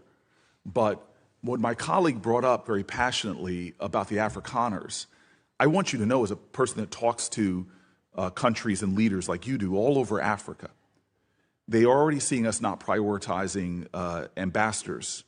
They see embassies being closed. But the torrent I got on the Afrikaners reminded me of the torrent I got from African leaders when the president called those countries like those in Africa shithole countries. The anguish and the anger and the disappointment and the feeling of double standards. So just from a diplomatic range, where we're in a competition in many ways on that continent, you and I talked in your confirmation hearings about the profound moral urgencies, economic opportunity, security mandates, the cooperations with these countries. We have got to do a better job, in my opinion, and I've worked with you on these issues when you were a senator, diplomatically in prioritizing these issues. And I will partner with you in any way possible to make sure that we are addressing what I believe is a diplomatic shortfall right now in advancing American interests on the continent. If I might just real quick, we haven't closed any embassies, so I think people are responding to like articles talking about the potential for embassy closures and things of that nature, but we haven't closed any embassies, and we have been engaged. Listen, Africa, to me, is one of the priorities that I've set for us in terms of our global view because of the opportunities, because of the youth of the continent, because of explosive growth that we're going to foresee. And as an example of it, one of the things we prioritize, which a lot of people thought was intractable, was trying to reach a peace agreement between the DRC and Rwanda. Now, it's not done, but we brought them both here to Washington, D.C. about a month ago. They signed a memorandum of understanding. The negotiations are moving forward. They're actually moving forward very well. Our hope is to arrive at a peace deal there that ultimately ends what was turning out to be a very brutal and difficult conflict. So I take your point on Sudan and the need for an envoy. We would love to find the right person to handle that portfolio because it has to be the right person. And we have played a supportive role. For example, the UK, about a month and a half ago, led a Sudan summit in London for a day, where a lot of other countries, we sent someone, we've offered to be helpful and work with them on it, but a lot of other countries either didn't make commitments or didn't live up to the commitments. The summit sort of was a minor disappointment because while everyone talks a big game around the world about it, they're not stepping up. But I take your point. I'll get you your answer on the flights because I'm not aware of that specific waiver. And on the envoy, we'd love to work with you to find the right person. And the ambassadors and other things, I'll reach out to your office on. Senator Cornyn. Thank you, Mr. Secretary. I'm proud of my vote for you to confirm you as Secretary of State. We all know you well, having worked with you for many years. We know of your the qualities that you bring to this job, and I think you're exactly the right person for this job in a very dangerous and turbulent world. When I look at what you and the administration has done just it's May the 20th, January the 20th, President Trump was sworn into office, but just a few of the things that have happened during that time, obviously the critical minerals deal in Ukraine, the Pakistani-Indian conflict, which could have resulted in a nuclear conflict between two nuclear-armed countries, things back closer to where I live, the Mexican water deal that was negotiated with Mexico. I'm frankly amazed at your stamina and what you've and the administration have been able to do in a short period of time. And listening to some of the criticism that I've heard this morning, it reminded me of a quote from NFL quarterback Aaron Rodgers talking about dealing with criticism, things he wished he had known when he was younger. And he said, never listen to criticism from somebody that you never would have taken advice from in the first place.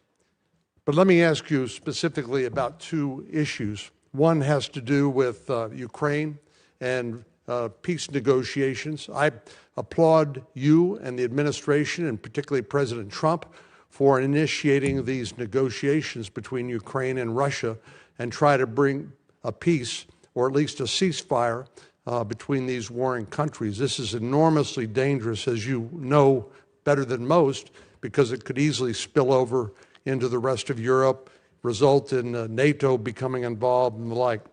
But I wonder what you believe Mr. Putin's motivations are. Do you think that he is engaging in these negotiations in good faith, that he intends to give something in order to get something, or not?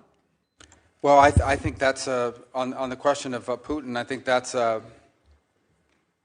still an open question. I think he approaches it, we have to assume, from a cold, calculated cost-benefit, nation-state evaluation of what's in the best interest of his view of Russia. What I'm pretty certain of is this is not the war he thought he was getting. When he first invaded Ukraine, I think he anticipated that the government would collapse and that he would be greeted as a liberator, and it has not turned out that way. And in fact, Russia today controls less territory than they did after the first 2 months of the war. So they've suffered significant losses. They've suffered the losses of at least, by some estimates, 250,000 men in uniform, and the Ukrainians have suffered less, but nonetheless suffered as well. It is a battlefield today in which the front lines move 10 kilometers at a time in one direction or another. Even if they're advancing at a tremendously high cost. But the challenge Russia faces now is their entire economy is built around the war effort. Their entire economy is built around munitions production and, frankly, around the fact that you've deployed about 1 million to 1.5 million people to the front lines, and they're making a lot more money fighting a war than they would in the private sector. So I think that that's potentially a challenge here in terms of bringing this war to an end. What we've tried to do is find any way forward to end this conflict. We think it is costly, it is deadly, it is disruptive, and we want to see it end. We want to see it end because of the destruction to Ukraine. We want to see it end because of the strains it's placing on the budgets of countries, neighboring countries, and the fears that it's stirring up in their regard. We want to see the conflict end in a way that's enduring. Meaning not a peace that lasts 3 months and then restarts again, but something that's enduring, that both sides can live with for a long period of time without it restarting again. And that's hard. There's a reason why. This an effort that I wish would have started 2 years ago, but it's starting now. We've done the best we can because we are able to talk to both sides. Obviously, only one side is getting American aid, and only one side is receiving American sanctions. But nonetheless, we think it's important to preserve our ability to talk to both sides. The president is fully aware and has intimated on a number of occasions that he has options available to him in the sanctions field that he could pursue if, in fact, he determines that Putin is not interested in negotiating. But by the same token, I think the president is very committed to ending the dying, ending the bloodshed, ending the destruction, and he wants to preserve, as long as he possibly can, the opportunity to influence both sides towards peace. The minute you do certain things, your influence over one of the two sides to at least lead to peace really diminishes. And then we're back to where we were in January when he went into the White House, which is with no one had a clear path forward. I mean, there had been no... The first time Russians and Ukrainians have actually met directly and spoken was 3 days ago in Turkey. They had not spoken since the Istanbul process in 2022 had failed. So there are 1,000 prisoners that are going to be released from both sides from a humanitarian standpoint. That's good. What we haven't seen yet is moves towards peace. It's our understanding that the Russians are going to write up terms for what they would require in order to reach a ceasefire that then would allow broader negotiations. We await those terms, and then we'll have a much better understanding about Mr. Putin's calculation once we see what those terms look like. So to quote you, the jury's still out. These are complex conflicts, obviously, that are difficult to bring to bear, and there are a lot of other things playing at stake. But I do think that whatever offer Russia puts on the table, if in fact they do, as they said they were going to do, they put an offer on the table and say, if this happens, we agree to a ceasefire and further negotiations, I think that offer will tell us a lot about their intent here in the short term. Well, I applaud your and President Trump's efforts to try to bring a ceasefire and hopefully a peaceful outcome to this terrible bloodshed, which has devastated both sides, the Ukrainians and the Russian people. Since you wear multiple hats, including as the archivist and Secretary of State, one of those that you wear is the National Security Advisor, and I want to talk a little bit about the Indo-Pacific and the threat that we face from a potential conflict there. I am delighted to hear President Trump repeatedly say he believes in peace through strength. And I think that is exactly right. I think that's exactly the right approach. But I worry that the United States and our allies are not ready for what could be a conflict initiated by President Xi as early as 2027, when he's instructed the People's Liberation Army to be ready to take Taiwan. General Douglas MacArthur said these words which sort of haunt me in this connection. He said, "The history of failure in war is almost always to be summed up in two words: too late. Too late in comprehending the deadly purpose of a potential enemy, too late in realizing the mortal danger, too late in preparedness, too late in uniting all possible forces for resistance." I don't believe we are ready at this point, but can you share with us your view and the administration's view of what we need to do in order to establish that deterrence that comes from peace through strength in the Indo-Pacific? Yeah, in the most simplistic terms, we have to make the benefit of a Taiwan event for China, we have to make the benefit of it less than the costs. In essence, it has to cost more than what it's worth in order to do something like that, and deterrence is the key to that regard. And I think deterrence obviously begins with Taiwan's own self-defense capabilities. And the harder they are to take militarily, the more time I think they buy for themselves in that regard. I think it continues by having a credible regional deterrent, not just the United States, but Japan and other allied countries around the world, and an increased interest in the Indo-Pacific, by the way, from our European allies. I was at the NATO Foreign Ministers gathering over the last week in Turkey, and multiple member states raised their concerns about the Indo-Pacific and what it would mean for the European continent if there were a conflict there. So I think that also underpins why it's important. We have to understand that any time there's a conflict in the Middle East or a conflict in Europe or what have you, that we have to dedicate resources and time to that. That's time and resources that we're not dedicating to the Indo-Pacific. We would like to be able to do all things everywhere, but the fact of the matter is there are finite resources and there's only 24 hours in every day. And so it would be of great benefit if we were able to conclude the war in Ukraine and with Russia and Ukraine, if we were able to establish some stability and peace in the Middle East. If we were able to deal with these issues, it would allow us to focus more time, energy, and frankly, resources on some of the challenges we face in the long term with regard to the Indo-Pacific and other parts of the world, but particularly the Indo-Pacific. Thank you, Senator. Senator Cruz. Thank you, Mr. Chairman. Welcome back. When you were last testifying before this committee, you and I talked about water in South Texas, and we talked about the 1944 Water Treaty. As you know well, South Texas has, for the last 4 years, faced a severe drought, and that drought has been substantially exacerbated by the conduct of the government of Mexico, and in particular, its repeated and flagrant violations of the 1944 Water Treaty. Under that treaty, Mexico is obligated to provide 350,000 acre-feet of water each year to South Texas. Mexico was breaking that treaty, and there were 1.3 million acre-feet of water in arrears. As a consequence, South Texas is facing a massive drought. South Texas farmers are putting out of production up to half their acreage. They're laying off workers. Last year, the only sugar mill in the state of Texas closed because sugar farmers could not get the water to grow their crop. And you committed at that hearing to work with me and assist in pressuring Mexico to comply with that treaty. In the months since then, you have followed through on that commitment. You have leaned in vigorously with the government of Mexico. Your deputy, Chris Landau, has done the same thing. Agriculture Secretary Brooke Rollins has done the same thing. And then critically, President Trump put out a public statement on Truth Social, making clear to Mexico that there would be serious consequences, sanctions and tariffs if they did not comply with the water treaty. I will say, as a result of the president's leadership and your hard work, we've had a major victory for South Texas, and Mexico has committed to providing 400,000 acre-feet of water, which is desperately needed. So I want to just start by saying thank you.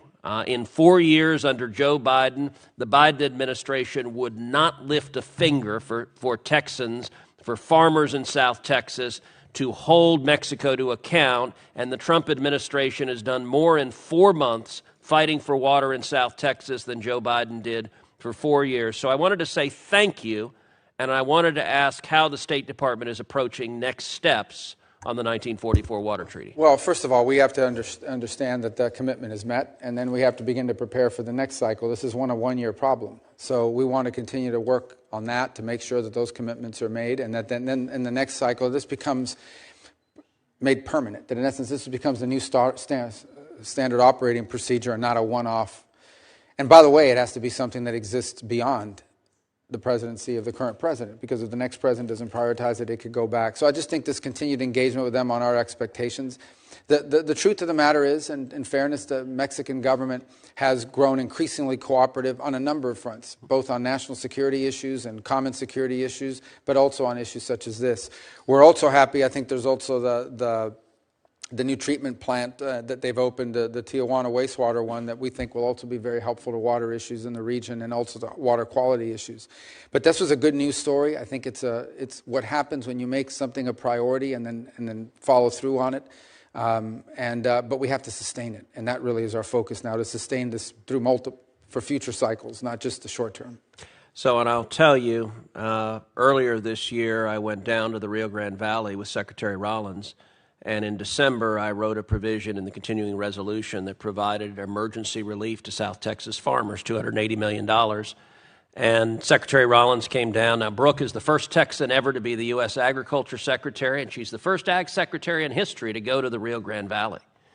And Secretary Rollins and I did a roundtable, and I will say, you and I have both been very focused on the Hispanic community in particular. I will say the impact in the Rio Grande Valley of having a president and an administration that is fighting for them is enormously consequential. And so I was very grateful that she came down, and the farmers and ranchers in South Texas see that they've got a president and an administration that's fighting for them.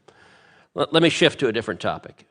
Today, South African President Ramaphosa is in Washington, D.C. He'll be meeting with President Trump tomorrow. You and the president, as well as other administration officials, have repeatedly and rightly criticized South African policies on issues ranging from human rights to activities that directly undermine American national security.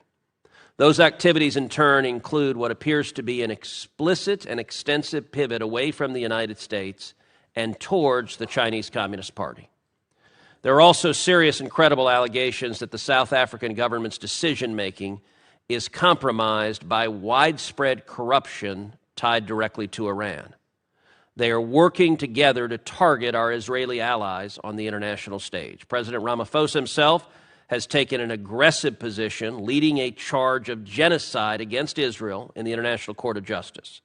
And he has pushed for precedents and policies that will not just undermine Israel, but expose American officials to vulnerabilities as well. I have every confidence that President Trump will demand South African officials change their policies and will hold them accountable if they don't. And it's critically important for the American people to understand the bases for our policies. Please talk a little bit about the extent of South Africa's malign activities and how they are undermining American national security interests. Well, it's one of the, first of all, we chose not to participate in this year's G20 hosted by South Africa, either at the foreign minister level or the president's level. And it had a lot to do with some of these issues, in addition to some of the issues they brought on their agenda, which we don't think reflect the priorities of this administration. So the president of South Africa is here today because he says he endeavors to reset relations between our countries. And President Trump if someone says that, is always going to be open to resetting relations. But it will have to touch on some of the issues just pointed to now. Obviously, the position they've adopted towards Israel is way, not just off balance, but completely geared towards one side, and it makes one wonder about these allegations that are out there now of foreign influence, including with Iran. They clearly, on the global stage, and multiple multinational organizations have consistently been a vote against America's interests, time and again. Not one-off. You always understand when some country has to go in one direction opposite to you because, you know, that happens. That's what diplomacy is ultimately about. Diplomacy is also about when we're aligned, we work together. When we're unaligned, we have to talk. But when one country is consistently unaligned with the United States on issue after issue after issue after issue, now you have to make conclusions about it. So all I could say about the meeting today, I'm not there obviously because I'm here with all of you. In fact, it may be going on right now as we speak, or was scheduled to go on as we speak, is this was an outreach on the part of the South African president. He said he wanted to come to Washington. He wanted to reset relations with the United States. I have no reports as to how that meeting has gone so far. If there's a willingness on their side to reset relations, obviously was something we'll explore, but we do so with eyes wide open to what they've done so far. And how does their campaign against Israel undermine America? Well, I think, first of all, because it echoes some of the charges that are being made by some of the biggest enemies of Israel that happen to be ours, whether it's Iran, whether it's these radical groups that chant death to America, death to Israel. So we're very concerned about that. I also think there's real concern in our mind about some of these international institutions that, frankly, South Africa has lined up strongly behind, who would seek to, if they could, jail, imprison, indict American office holders because of some of the positions we've taken on public policy, even though we're not members to the conventions that create these entities. So if you talk about these groups they are in essence utilizing their forum on the national stage as a nation state under this president and this leadership to echo the claims and the positions taken by not just Iran, but in many cases China as well. Thank you. Thank you, Senator Cruz. Marco, thank you. I can confidently say I speak for the majority of this committee when I tell you how proud we are of what you're doing and your success as Secretary of State and the other hats you wear, too many of which there are to reiterate here. And I'm sorry that there were intemperate remarks here, as happens from time to time in the committee, but you know how that goes. You've served here. But thank you. There may be some questions for the record, which the members can submit until 5 o'clock tomorrow night. And we hope your responses will be as quickly as possible to any of those.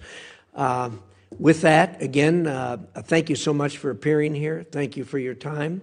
I have finally figured out how to stop the protests from happening here. They haven't happened, except when you've been here. So maybe there's some way we can, maybe there might be some reference between the two. In any event, thank you so much. And with that, the committee is adjourned.